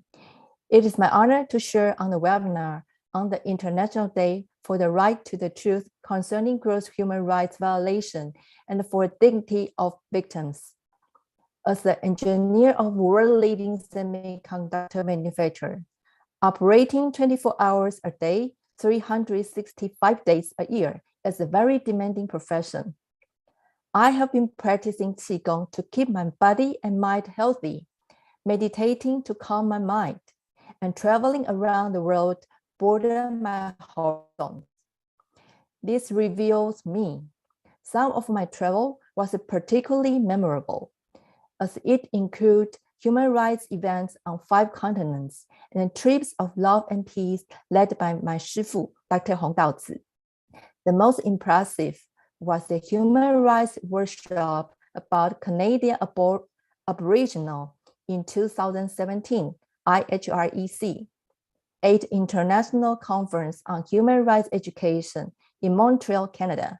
Between 19th and 20th centuries, the Canadian government compelled Aboriginal children to leave their homes and the metro culture in order to attend public schools. In some boarding schools, they have been sexually abused and physically and mentally injured without proper medical care, which result in the death of thousands of children in schools. In 2007, Truth and Conciliation was established to conduct an investigation in Aboriginal boarding school system. In 2021, the Canadian government approved legislation to designate September 13 as National Day for Truth and Conciliation, and the promise to compensate First Nations Aboriginal children separated from their parents and placed in the child welfare system, and reform the child welfare system. In addition, several Canadian prime ministers have officially apologized for the infringement in the recent years. As an engineer, finding problems and problem solving are my daily important task to ensure the high quality wafers are produced in using advanced semiconductor technology. Truth seeking is not only significant to nature science in the industry, but also important to social science. The mechanism of transitional justice, such as trials, truth commission, reparation, lustration, museums, and other memory sites are similar to what I do on a daily basis. The biggest difference, however, is that the core of my work is to improve systematic problems. Nevertheless, the truth in transitional justice often reveals system government crimes result in serious human rights violation, including the prosecution, assault, and murder of thousands of innocent people. To life, value of truth in transitional justice is unrivaled. To know the truth is a right for all human beings. It is compensation and redemption for the dignity of victims. It is also important cornerstone for human rights enhancement and create national competitiveness. Last February 28 was the 75th anniversary of Taiwan February 28 incident. President Tsai Ing-wen said, Taiwan transitional justice is moving forward to the next milestone. However, as a victim of law and taxation, such as February 28 incident, I have my doubts about whether Taiwan's human rights are moving ahead or backward to the last century. In 1996, Taijimen was illegally prosecuted by prosecutor Konrad. The NTB imposed illegal taxation on Taijimen with huge penalty, according to false indictment. At the same time, I had just graduated from university. After 26 years, I am about to retire in the coming years. The fact is so clear that the Supreme Court found the defendants innocent of all charges and found no taxation evasion in violation of Tax Collection Act. However, in August 2020, collaborated with Executive Enforcement Agency, NTB illegally auctioned and nationalized Taijimen's real estate, meant for building self-cultivation center. Professional Chen Zhilong, chairman of Taiwan Association of Financial Criminal Law Study, analyzed the background of Taijimen case and point out the government's misdeeds are Taiwan's most significant problem. In July 2020, at public hearing in the Legislation Yuan, Professional Chen revealed an official paper in March 2020 from Hsinchu branch of an Administration Enforcement Office, which states, I would like to request Shilin branch to record the performance and give back half of the bonus to Hsinchu branch. Do you agree? I ask for your feedback. Although the administrative enforcement officials are aware of innocent taxation, they request to record performance on the official documents prior to auction. The Administrative Enforcement Upper Administration abuse its power and instruct the Hsinchu branch office, the lower one, to let the National Property Administration get involved immediately after the second auction fell. In the 1996 religious anti-Black and the fake case, the prosecutors who abused his power and prosecuted continued to be promoted. Judge did not evade but bend the law. Tax officials indiscriminated issued tax bills. Administration in executive office is illegally enforced. All of them took the same approach to create a fake case, shoot arrow first, and sketch the target later. Behind illegal abuse of power is a huge bonus as an incentive. History has proved corruption beautifies the public welfare, causes the country to decline.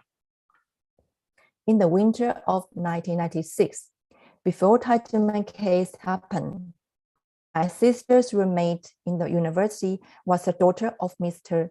Chen Tiaoxing, the senior Dizi. My sister said that when she watched TV at that time, she could feel her insecurity, anxiety, and fear, because her father had already given her the bank book and seal. The government prosecution of her father made the young girl fearful. In 2009, although Mr. Chen, who was illegally detained in 1996, was innocent and received compensation due to illegal detention, his two daughters, both highly qualified students with outstanding talents at the Taiwan National Universities, and have left Taiwan under the shadow of human rights prosecution. Originally, they could live in Taiwan and make good contributions, but now both of them are struggling to make a living abroad. In 1996, my mother was a senior elementary school. After Tiananmen case, she was summoned to the principal's office, and the government officials asked her something about her practicing in Tiananmen and request my mother to stop it. What a humiliation to a teacher. At the end of the 20th century, Taiwanese people did not have the freedom to choose the way for physical fitness and spiritual growth after her office time, even though Taiwan is a free and a democratic country. Due to such a threat by the government, it turns out that the dozen of my colleagues practicing in Tiananmen did not dare to come again. My mother was being the only one to keep practicing up to now. 6 months later, my mother applied for early retirement. At that time, overwhelming smear news led by prosecutor Huang made all Tiananmen Dizi worried and fearful. Some are at odds with the spouse and parents. Children turning against each other. Young brother and sister are being bullied at schools, and some are being threatened in the market. Thousands of Tiananmen Dizi rights to live, to be educated and work, and to be freedom of culture and belief have been seriously violated. Finally, conclusion with the words of Murray Sinclair, the chair of Truth Reconciliation in Canada, and the Canadian first Aboriginal judge, who was interviewed at 2017 IHREC. My past has made me a useful person, as a judge or a senator, and I hope help more people by delivering information. My Shifu, Dr. Hong Daozi, has inspired his Dizi to keep speaking out the truth about victimization to the world with courage and perseverance. Injustice for one is injustice for all. The human rights prosecution of Tiananmen in Taiwan is not a single case.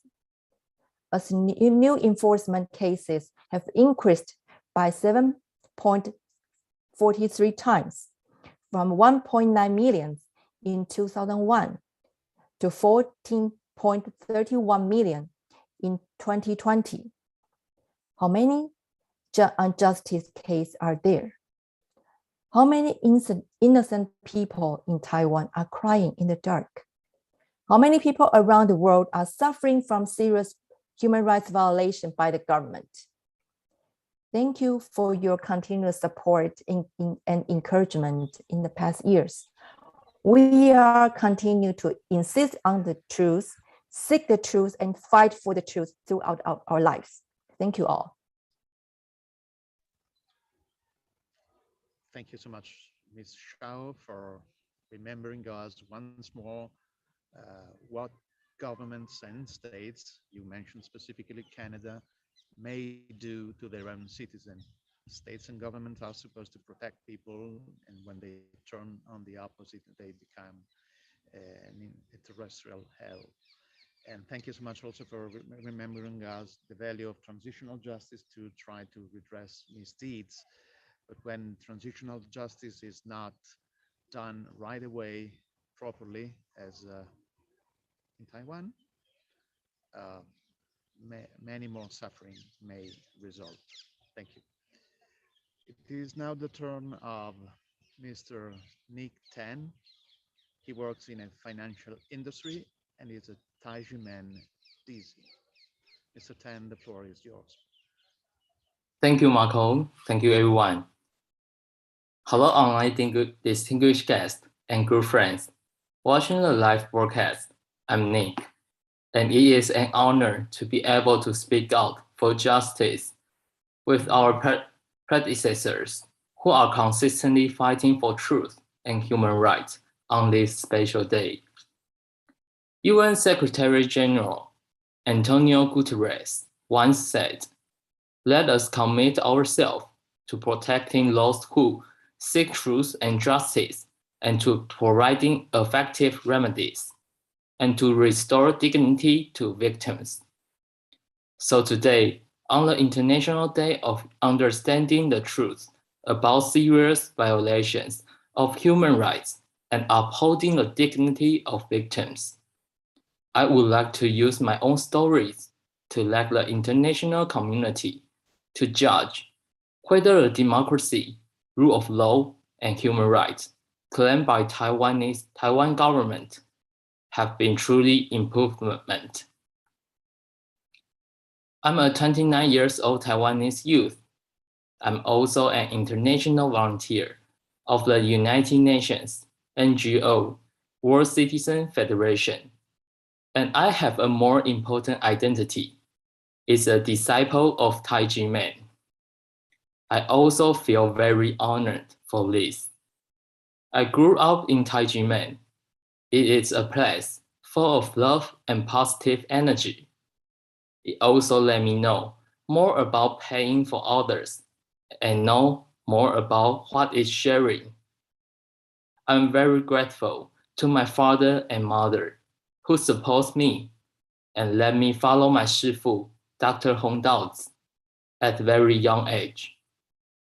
I have visited 15 countries in the world with my Shifu, Dr. Hong, to promote a culture of love and peace around the world.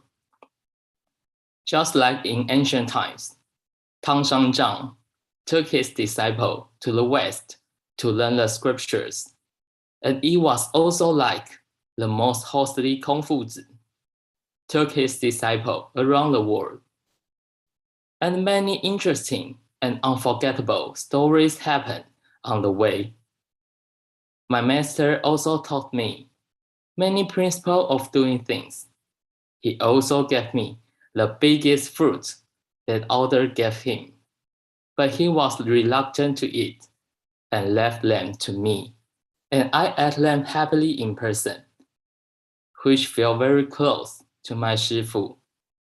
My relationship with my Shifu is master and disciple, but more like father and son. In the process, enjoy the joy of heaven.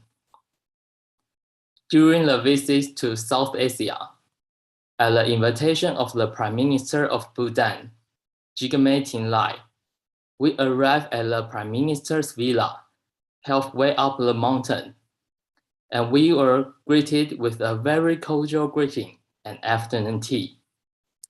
My master and the Prime Minister were very happy, just like seeing old friends. I also listened to two wise men and great love sharing the way of governing the country and the solution of conscience. In the face of rapid collapse of the war crisis, the Prime Minister even more admired my Shifu, Dr. Hong Dao, as the hope of influencing the world to become better. And we also hope that through influential people, we can bring this love and peace to his country and more people. And this sense of happiness, surrounded by love and peace, is sometimes I will never forget. For those trips to visit many countries with my Shifu, we all did it on our own expense and time. We need to make efforts to take break from work or school. There is only one goal, to promote Taijiman culture in order to awaken people's conscience and underline the value of conscience, love and peace, human rights, through cultural exchange. During this visit, I witnessed the truth, goodness, and beauty in human nature, as well as how state leaders or dignitaries from other nations respected my Shifu, Dr. Huang, and enjoyed the message he conveyed. My Shifu and disciples have already traveled to 5 continents and visited 101 countries, participate in more than 3,000 cultural exchange, and was invited to various countries to participate in important local events. So we are known as International Peace and Goodwill Ambassadors. This honor acquired through our own efforts, no outside fundraiser at all. We sincerely want to share this honor with our fellow Taiwanese. However, what made me sad and angry is that even with parishes by so many people around the world, our government treats us unfair. 26 years has been passed since prosecutor Huang falsely accused Taijiman in 1985. He abused his power to accuse Taijiman of raising goblin, tax evasion, and running a crime school. To this date, all accusations by Huang and National Taxation Bureau has been proved innocent. The criminal court has ruled Taijiman not guilty, that there was no fraud and no tax evasion. My Shifu and his wife, and the brother and sisters who were wrongly accused, have so received compensation from the state for their unjust imprisonment. The supervisory yuan even took the initiative to investigate Huang's wrongdoing of Taijiman, in which he committed 8 major violations. He also pointed out that the indictment was inconsistent with evidence, and the prosecution was inconsistent with law of evidence.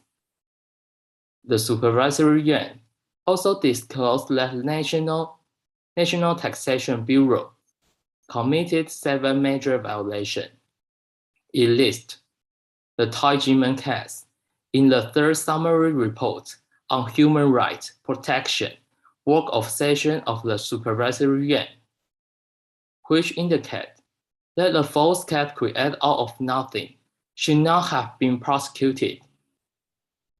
As the world-renowned human rights lawyer, Professor Kenneth Jepson of Temple University said, in civilized society, accuse others of raising goblin is not due legal process, and it will make people suspect that the prosecutor has a mental problem. Such a ridiculous accusation should not be accepted in any court.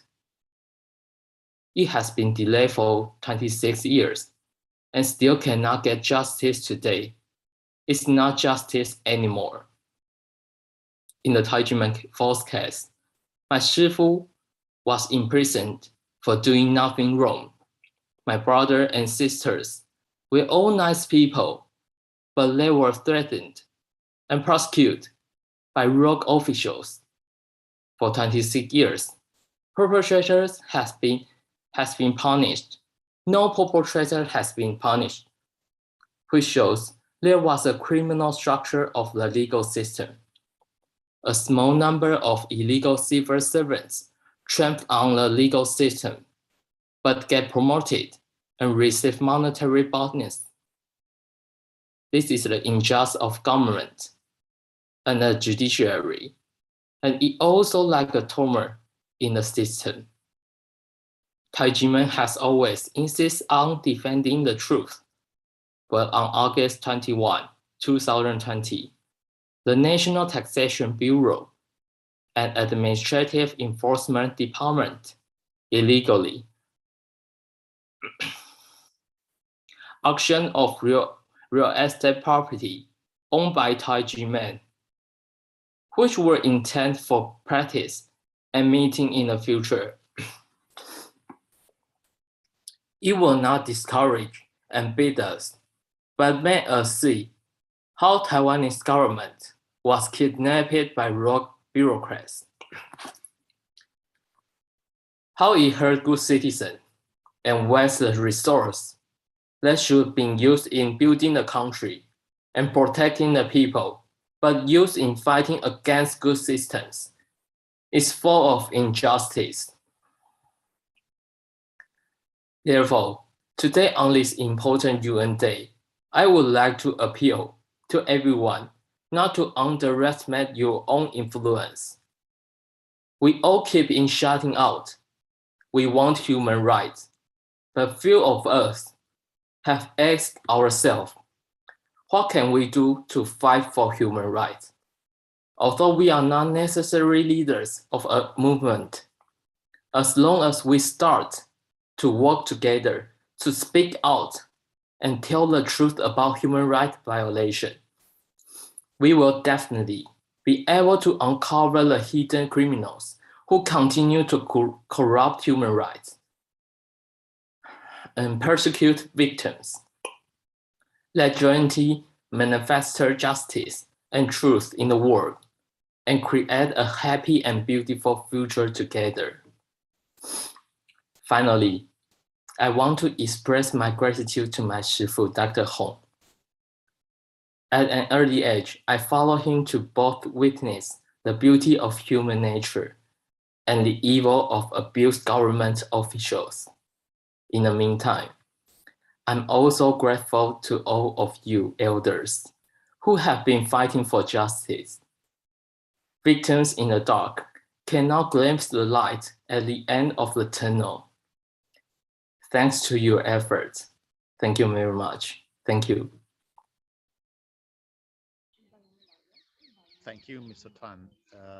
It's very important and inspiring to see young people so dedicated, and thank you for so dedicated to an important cause like the Taijimen cause, establish truth while spreading peace and harmony all around the world. And thank you so much for sharing your own personal experience at this your young age with Shifu and fellow Dizi around the world. Again, thank you. We now pass on the next testimonial, Ms. Clare Huang. She's a graduate student and a Taijimen Dizi. Ms. Huang, the floor is yours. Thank you, Michael. Hi, everyone. Good evening, distinguished guests, ladies and gentlemen. My name is Clare. I'm a graduate student at the National Taiwan University School of Public Health. Today is especially important for a graduate student who is aware of current societal events. This is because in 2010, the United Nations declared March 24th as the International Day for the Right to the Truth concerning gross human rights violations and the dignity of victims. It represents how our world is beginning to incorporate human rights as well as cultural and social assets into national development projects. Besides, human rights awareness has resulted in numerous social movements, such as those currently in progress around the world. Supposedly, we could be content with the current situation. After all, Taiwan is a country that prioritizes human rights and the rule of law in comparison to other countries. However, seeing what's happening in my daily life makes me wonder if this is truly the case. When I attended a news conference on Beware of Toxic Taxes, co-organized by legislator Li Guiming and the Chinese Human Rights Association at the end of last year, I heard many stories of tax victims who had been victimized by the unjust tax system. Ms. Li, oppressed by the severe luxury tax, was one of them. She was a first-time home buyer and qualified for the luxury tax exclusion. However, after moving in, she sold her house twice through a real estate agent since they were in poor shape. Surprisingly, the couple received a tax bill of more than $180,000 in 2016 after the luxury tax was repealed. Ms. Li presented all the pertinent information to the National Taxation Bureau, but the anti-bill insisted that they should pay a luxury tax of more than $180,000 and a penalty that doubled the amount, which brought the total to $360,000. She couldn't pay for it because she couldn't afford it. I heard her describing how the tax has forced her and her husband to divorce. There were countless nights when she almost couldn't go on and wanted to commit a suicide. But still, she had to think about how to get through all this in order to raise her 3 children. As you can see, this unjust tax system has been abolished, but Ms. Li's $360,000 tax is still haunting her. She is a working-class woman raising 3 children, and her own, which only $680 left in her monthly salary, which is for basic daily expense. And the rest are all used to pay back her tax. All of these tax disasters resulted in an underlying systematic problem, which is tax incentive. I remember on December 7, 2021, at an international press conference in Washington, D.C., our host in the first section, Dr. Willie Fletcher, stated that the Taijiman case is the example of financial and judicial harassments to people. It indicates that the system is a national phenomenon of corruption and a kind of power abuse by government officials for personal financial benefits. But what precisely is the tax incentive? It was previously known as the bonus of tax investigation and was abolished in 2004. However, the Ministry of Finance still insisted in budgeting hundreds of millions of dollars on tax incentive by using their own enforcement, despite the lack of legal basis. For a long time, people have been advocating for the abolition of tax incentives. After all, we have no way of knowing whether tax officials may issue a tax bill only for the purpose of receiving a bonus. A fake tax bill can potentially destroy a family, and bad policy can cause tax disasters. This is a result that no Taiwanese will accept. Unfortunately, the Tax Collection Act still included the benefit of reporting on November 30, 2021, when legislator Li Guiming questioned the finance minister, Su Jianrong, about the 4.5 million tax breaks. The minister remained silent and uncertain. He was unable to explain the lack of a legal foundation as well as an allocation for the tax incentives. How can such incentives still exist? When I heard Ms. Li's story during the press conference, I couldn't help but blush. On the one hand, I could totally understand how innocent people feel when they are forced to pay tax based on regulations that have no legal basis. On the other hand, it made me think of the Taijiman case, which was also an example of being bullied by the tax regulation in Taiwan. The Taijiman case has been ongoing for 25 years, and the Supreme Court of Taiwan has already proved 13 years ago that Dr. Huang and his co-defendants are not guilty of fraud, tax evasion, or violation of the Tax Collection Act. Moreover, the government admitted mistaken Taijiman by national remedy. However, the National Taxation Bureau totally ignored the judicial decision and insisted of illegally auctioning off the land of Taijiman with Administrative Executive Office on August 21st, 2020. What's worse was that they even received the bonus, regardless of the violation of the law. The National Taxation Bureau has taken away the rights of life and property, which is granted not only by the Constitution, but also by the International Covenant of Civil and Political Rights. Yet, even with a country's legal and tax system, my master, Dr. Huang, continued to educate us to love our country and community, and to awaken the government's consciousness. After hearing the stories of other tax victims, I'm even more convinced that promoting legal and tax reform is also a way to promote human rights. Hearing the story of other tax victims is a way to promote a human rights and pushing the legal and tax reform. Through the process of exposing the truth about a few legal authority in the case of Taijimen, we have pushed the government to make amends and restore victims' dignity. We want to prevent others from being punished in the same way as we were, and to provide Taiwan with a legal and fiscal framework founded on love, fairness, and respect for human rights. In the process of me studying public health research, one of the primary goals is to prevent diseases and to save people from physically and mentally sufferings. We don't want the next victim. That is why I'm involved in the fair tax reform movement. I hope that everyone can work together for our country, and Taiwanese politicians can learn from their mistakes so that Taiwan can truly become a democratic and rule of law nation. Thank you, everyone.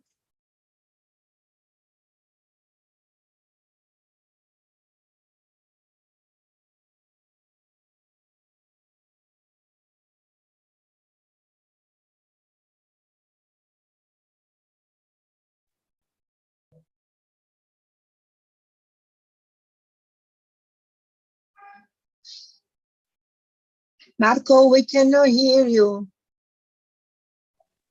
I'm sorry, I forgot to open my mic. So I say, thank you so much, Ms. Huang. And as I said for Mr. Tan before, I'm very impressed by your testimony. You at this young age, and I cannot avoid to think every time I see people of your Dizi of your age giving testimony and speaking in public, I cannot avoid to think that people of your age has almost seen only persecution, being Dizi of Taijimen.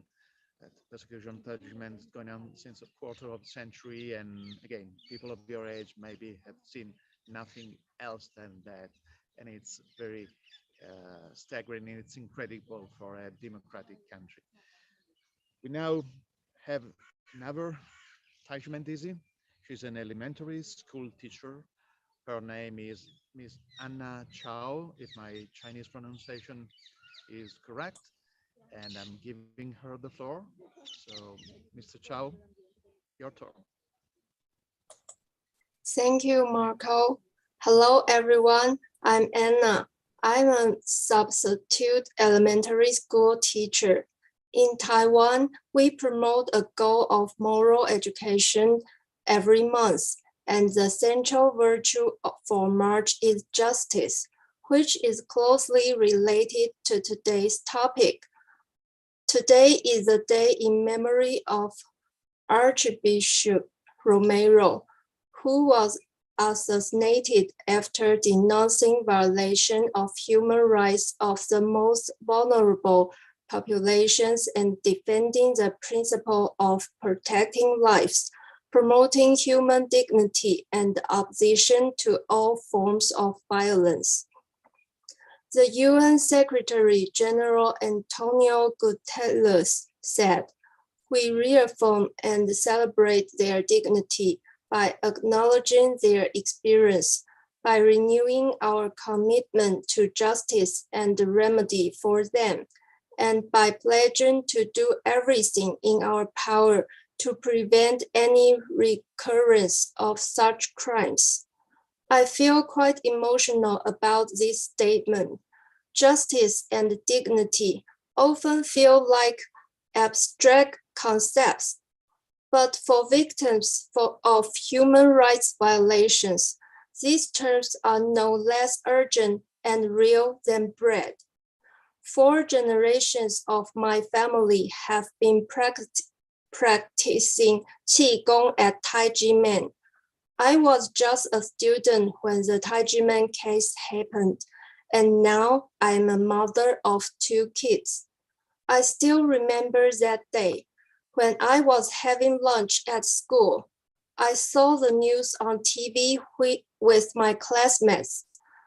Prosecutor Hou Kuanren had violated the principle of secret investigation by spreading false information in the media, and Taijimen was smeared, stigmatized, and sentenced before trial by more than 400 serial media reports. The 3rd judicial trial had later ruled that Taijimen was not guilty of fraud and tax evasion, and all the innocent defendants received state compensation for the prosecutor's wrongdoings. Even so, when I first started working, my colleagues still looked at me with odd expression when they heard that I was practicing Qigong at Taijimen, and said, "Taijimen, isn't that very famous?" When I asked if they knew the final outcome of the judicial decision, they had no idea. For 26 years, I can feel the damage this case has brought to the dignity of all the Dizi and their families whenever friends and relatives around me have had the wrong perception of Taijimen. The social impression created by public power may not be corrected for decades. We, Taijimen Dizi, can hardly even hope that the public will have patience to understand the truth.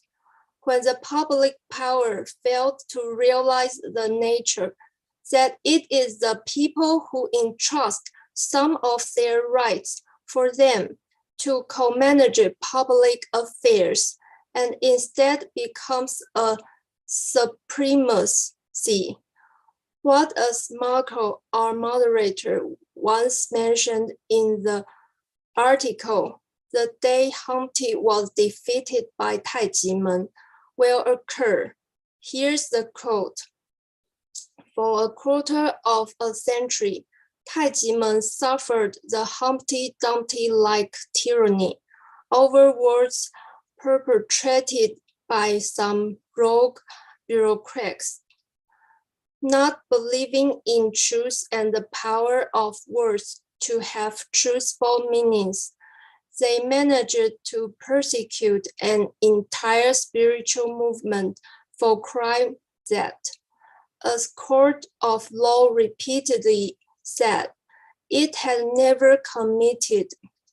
They were probably motivated both by vulgar personal interests and ideological hate.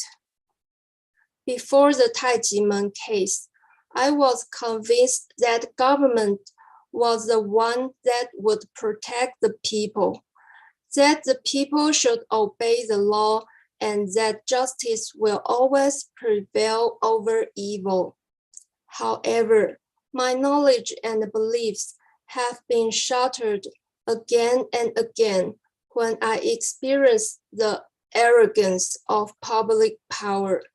Chen Hefa, the former chief of the Miaoli branch of NTB of the Central Area, never actually checked the bills before issuing them, and disregarded the Supreme Court definitive ruling that Taijimen was not guilty of fraud and tax evasion. He did not revoke the illegally tax bills, but instead openly stated in the media that the court doesn't count. Former Minister of Finance Zhang Shenghe was exposed by legislator Xu Tiancai for forging official document with whiteout and secretly selling the property of Zhang Menren and his wife. He rejected legislator to access the information about the legal fees spent on the Taijimen case on the ground that this is lawyers' personal information. When legislators demand the long procrastinated Taijimen case be closed as soon as possible, he replied furiously, "Then the next tax bureau should just surrender, right?" Because of failure of the administrative remedy system, Taijimen Dizi have been forced to present the case to the presidential office, 5 branches of the government, and even overseas office through various channels for many as 1,960 times, but till now still received no response. The government have changed from being my perceived protectors to perpetrator. Our power to fight for justice and dignity seems so weak. This makes me feel stressed when I see school introducing moral education like justice. How do I teach my students and my children to believe that justice is real in society? I believe that United Nations did not designate this day to make people live in fear that human rights will be violated at any time, or to lead to a desperate end of humanity, but to call for the truth and the right of justice. For over a quarter of century, my Shifu has led us to rectify the case and continue to fight for legal and tax reform, just because we still have hope for conscience, justice, and truth. We are not willing to accept the NTB's coercive negotiation of pay more or less. We urge the government to restore the truth, rectify the Taijimen case, return the illegally auctioned sacred land, terminate the persecution, and restore the reputation of Taijimen Shifu and Dizi. Only real action will prove the government's determination of transformation, justice, democracy, and human rights. And I believe that when this is realized, it will greatly change the long-standing situation in this land, where human rights have been persecuted by public power through judicial and taxation means. Thank you all. Thank you so much, Ms. Chao. And if I may, Anna, you're a mother, you're a teacher. Help us in fighting back this anti-Dumptian dystopia of evil power persecuting people and citizens, and help us in spreading the sense of truth and justice throughout the world. We now pass on to the last of our testimonials for today. Now, Taijimen Dizi, Mr. Du Chih-Chung, again, if my Chinese pronunciation is correct. He's a vice president of a biomedical company. The floor is yours. Okay, thank you, Marco. Good evening, ladies and gentlemen. I'm Wu Chih-Chung. It's my honor to have the opportunity to share my opinion in this forum. When I was a kid, Taiwan was under martial law. And when I graduated from school, martial law was lifted, which led me to believe that fascism was gone. However, the 1996 Taijimen case made me realize that fascism is still in power in Taiwan, that human rights are still being seriously violated, that abusive officials constantly create ungrounded false allegations to threaten the people, and that Taiwan is still ruled by the few, not ruled by the law. The truth behind many of the malicious prosecution is covered up by the state-controlled media, and the victim's dignity is trampled, making it difficult to remedy. Since 1996, I have been thinking about how to remedy the malicious prosecution and reveal the truth. Here are some of my ideas to share with you right now. When martial law was imposed in Taiwan in 1949, the authorities used fascist tactics to scare the public, mimicking the German Nazi Party prior to World War II. As I know, the Nazi Party blamed that Germany's aftermath of the World War I was caused by the Communist parties undermining the German army and the Jews' tax evasion. Nazi utilized the 1933 Reichstag fire to blame the communists. It exploited the public fear for Hitler to seize the power, raise the number of Nazi seats, secure an emergency decree, suspend most civil liberties, transform democracy into Nazi regime. Hitler used the state-controlled media to demonize the Jews, then took away the Jews' property by abuse of substance over form principle in tax law. This is very strange principle. And then launched Kristallnacht in 1938, a systematic and a violent attack on Jews that directly deny their human and civil rights. Contemporary African-American writer, Mrs. Toni Morrison, who is the 1993 Nobel Prize in Literature's laureate. She explained how fascism is formed. She said that the move toward a final solution, that is Holocaust, is not a jump. It takes one step, then another, then another.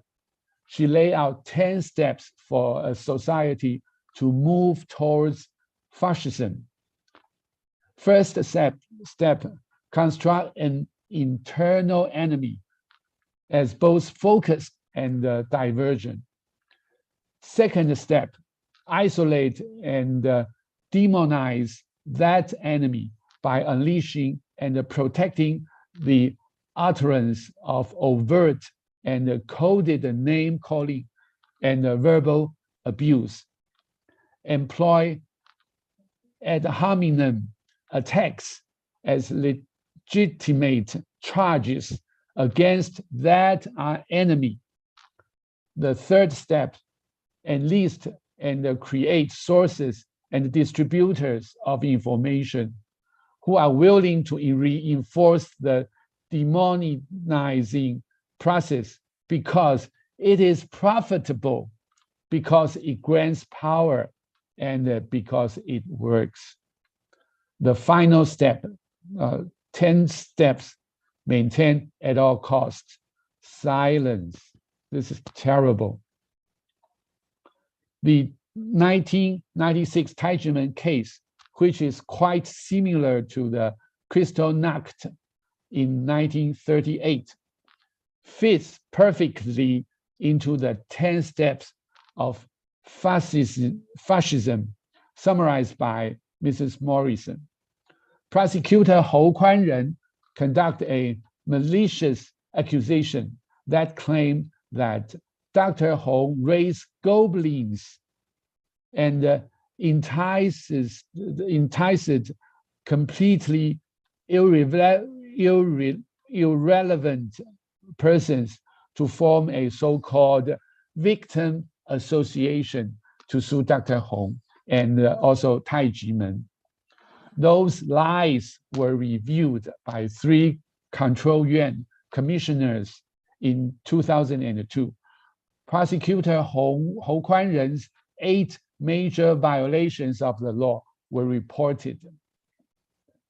The first of the violation is the prosecution does not meet the evidentiary rule. Second, violation of the principle that the specifics of the investigation should not be disclosed. Third, illegal raids.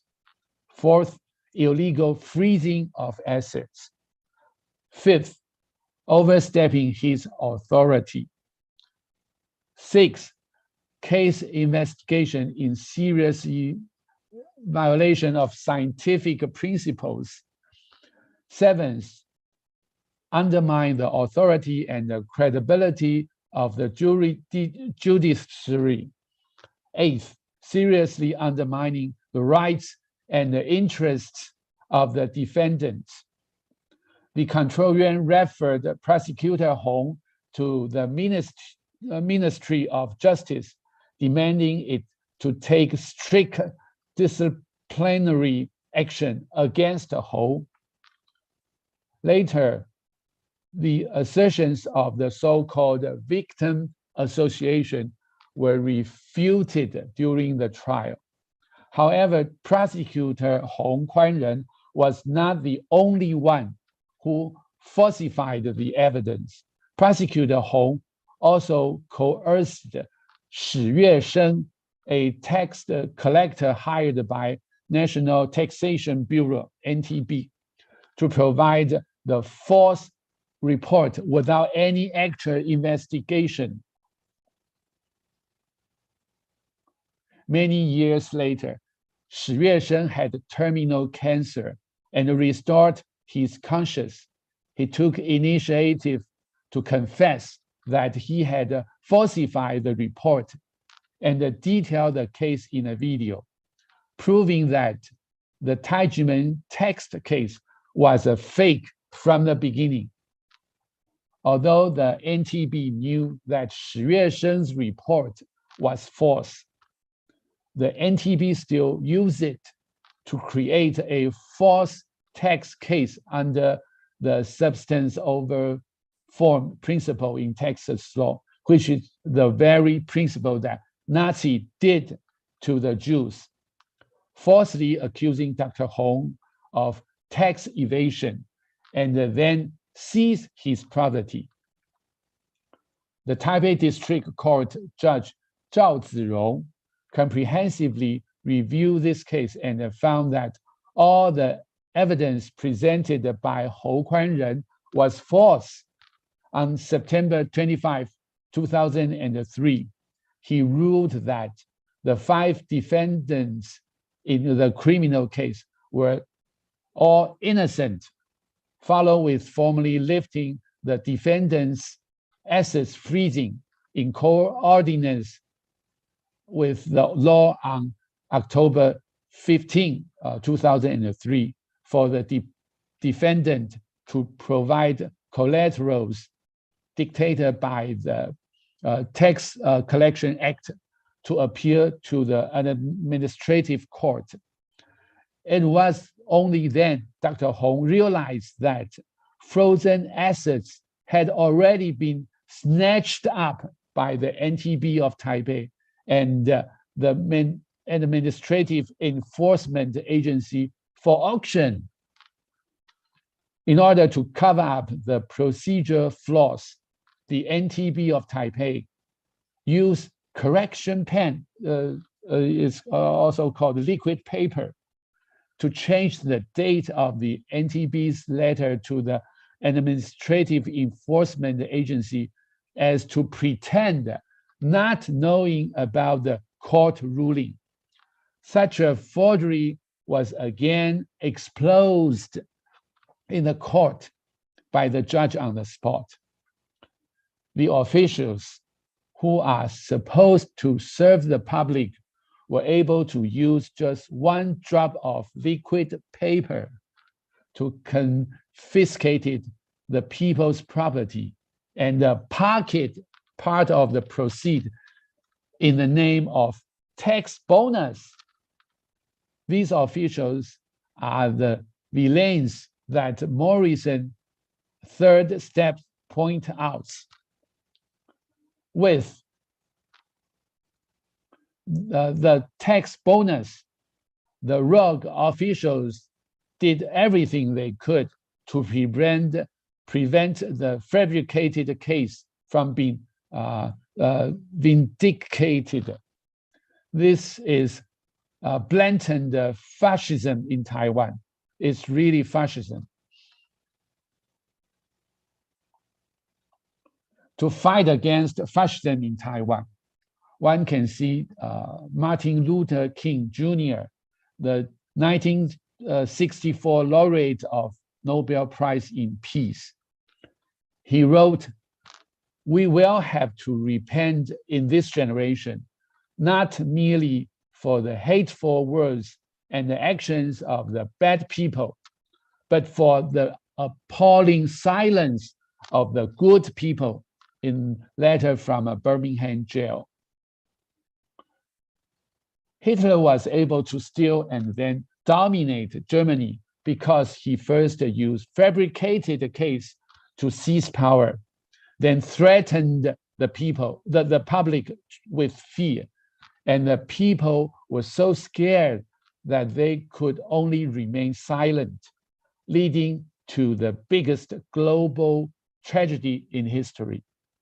After World War II, Germany resolved the basic law for the Federal Republic of Germany with human rights as the core, then apologized to the Holocaust victims and implemented the transitional justice, allowing Germany to recover again and become a top economic power.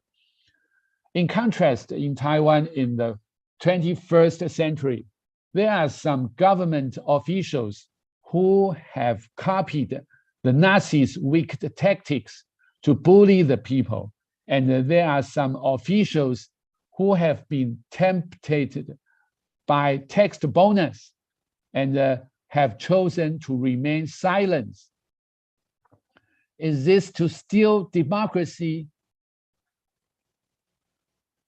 steal the country and establish a fascist totalitarianism?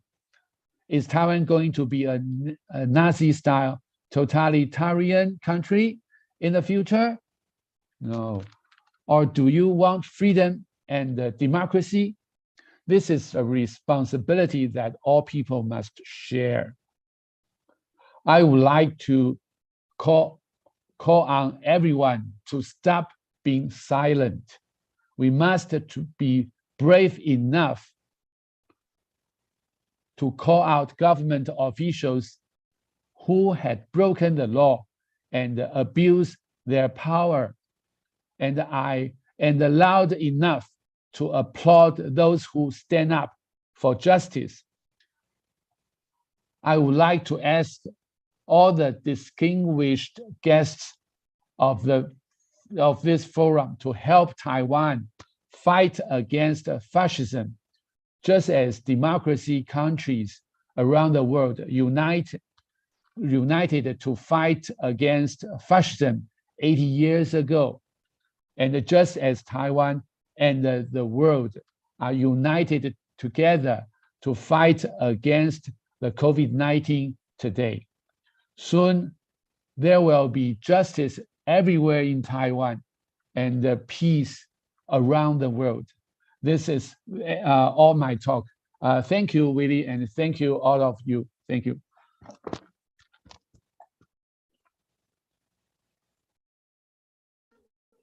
Thank you so much for reminding us how history repeats itself and how forgery and lie is always the tool of totalitarian powers to repress people and to do injustice. Thank you so much. And thank you all, the testimonial and Dizi, for this second session, which just ended with this last testimony.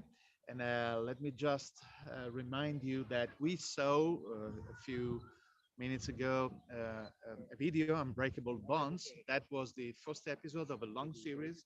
So there are others installments of this Unbreakable Bond documentary video, which are so important. So stay again with us for next webinars, because you will be shown others episodes within more scholarship and more testimonials. So it has been my pleasure to conduct this second session with testimonials, so important. And I now pass on the microphone to Mr. Konrad Swenninger, founder in Denmark of Soteria International, for some conclusion.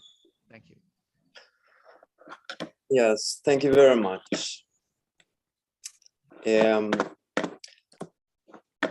is an honor indeed to do the conclusions on this webinar on seeking the truth in the Tianjin case on the International Day for the Right to the Truth concerning gross human rights violations and the dignity of the victims. And last evening, just before preparing these notions, I was talking with a friend on how this concept, the fog of war, which is a 19th century concept on how on the battlefield you get confused, you lose orientation, you don't really know what is true anymore, seemed to have spread to the mind of us all.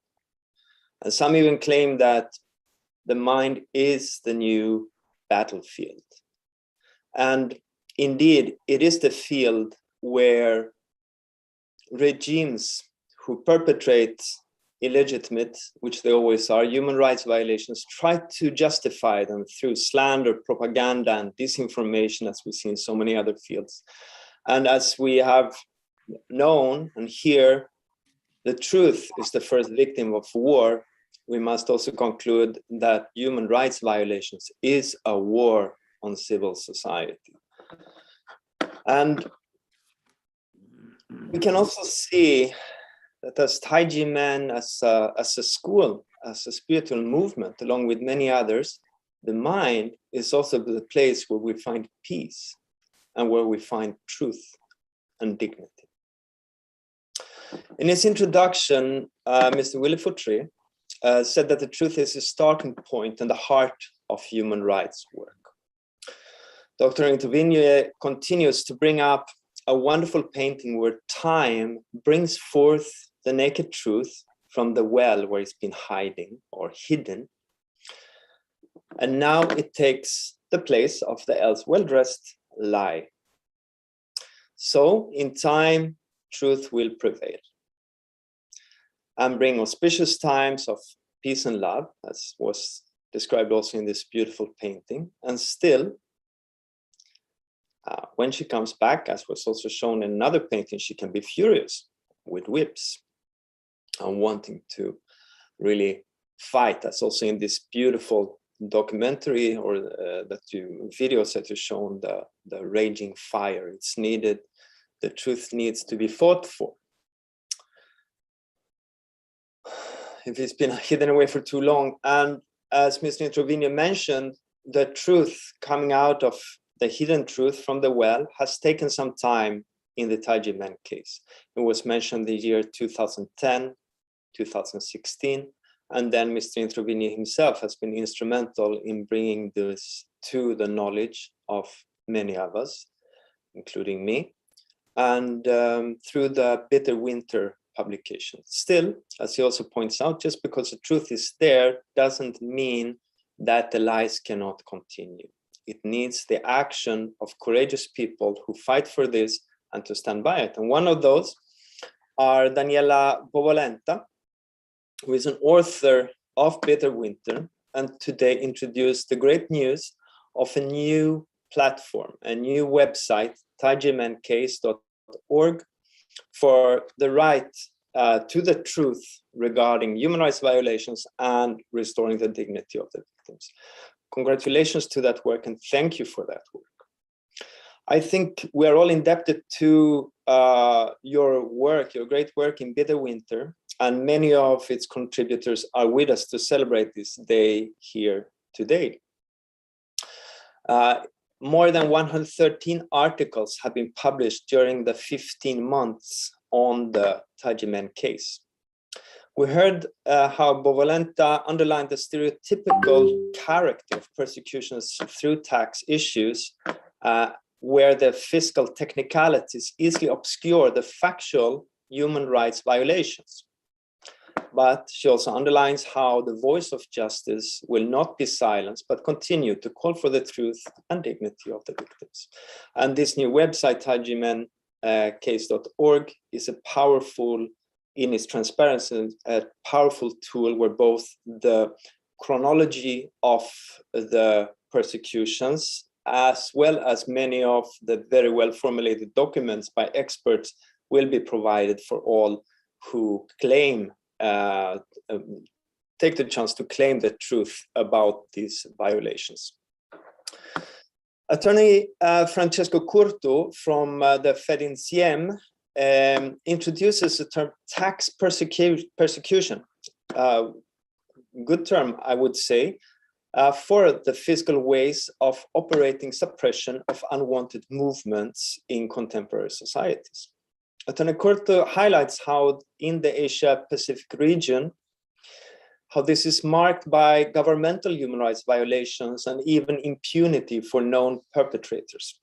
He has met Dr. Huang and reminds us that for decades, the Taijimen movement has been instrumental and in the forefront in promoting human rights values and the knowledge of the human rights in this region, and continues to do so when they now paradoxically find themselves the victims of such human rights violations. Mr. Curto underlines the importance of honoring their fundamental struggle, the fundamental struggle of Taijimen for the truth today, the 24th of March.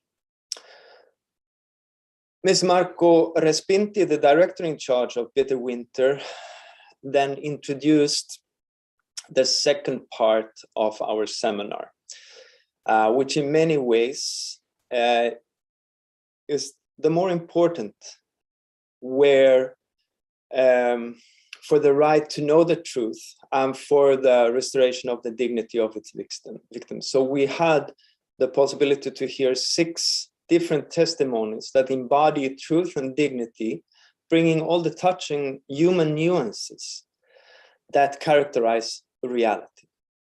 To me, the strength and your truth is extraordinarily hopeful. And thank you to all who are in the position of being a victim and still has the courage and the heart to stand up. I also want to congratulate the producers of the 2 excellent videos for their work, and also for translating it into English, making it understandable to so many others of us. In the end, I want to bring up again how Dr. Introvigne says that the naked truth is simply recognizable, while lies needs to be dressed in so many words. He also underlines that knowing the truth does not in itself stop the wrongs and lies to prevail. So what actually does? What quality of truth changes our lives and actions? Many have found that spiritual practice, such as the Taijimen Qigong, is a tool to know yourself truly, and through that become actually free. To find the courage within you to stand for the truth and your freedom. It often takes both practice and discipline to practice, to recognize in the end and willingly shoulder the uncomfortable truths and through that find inner freedom to stand for that truth.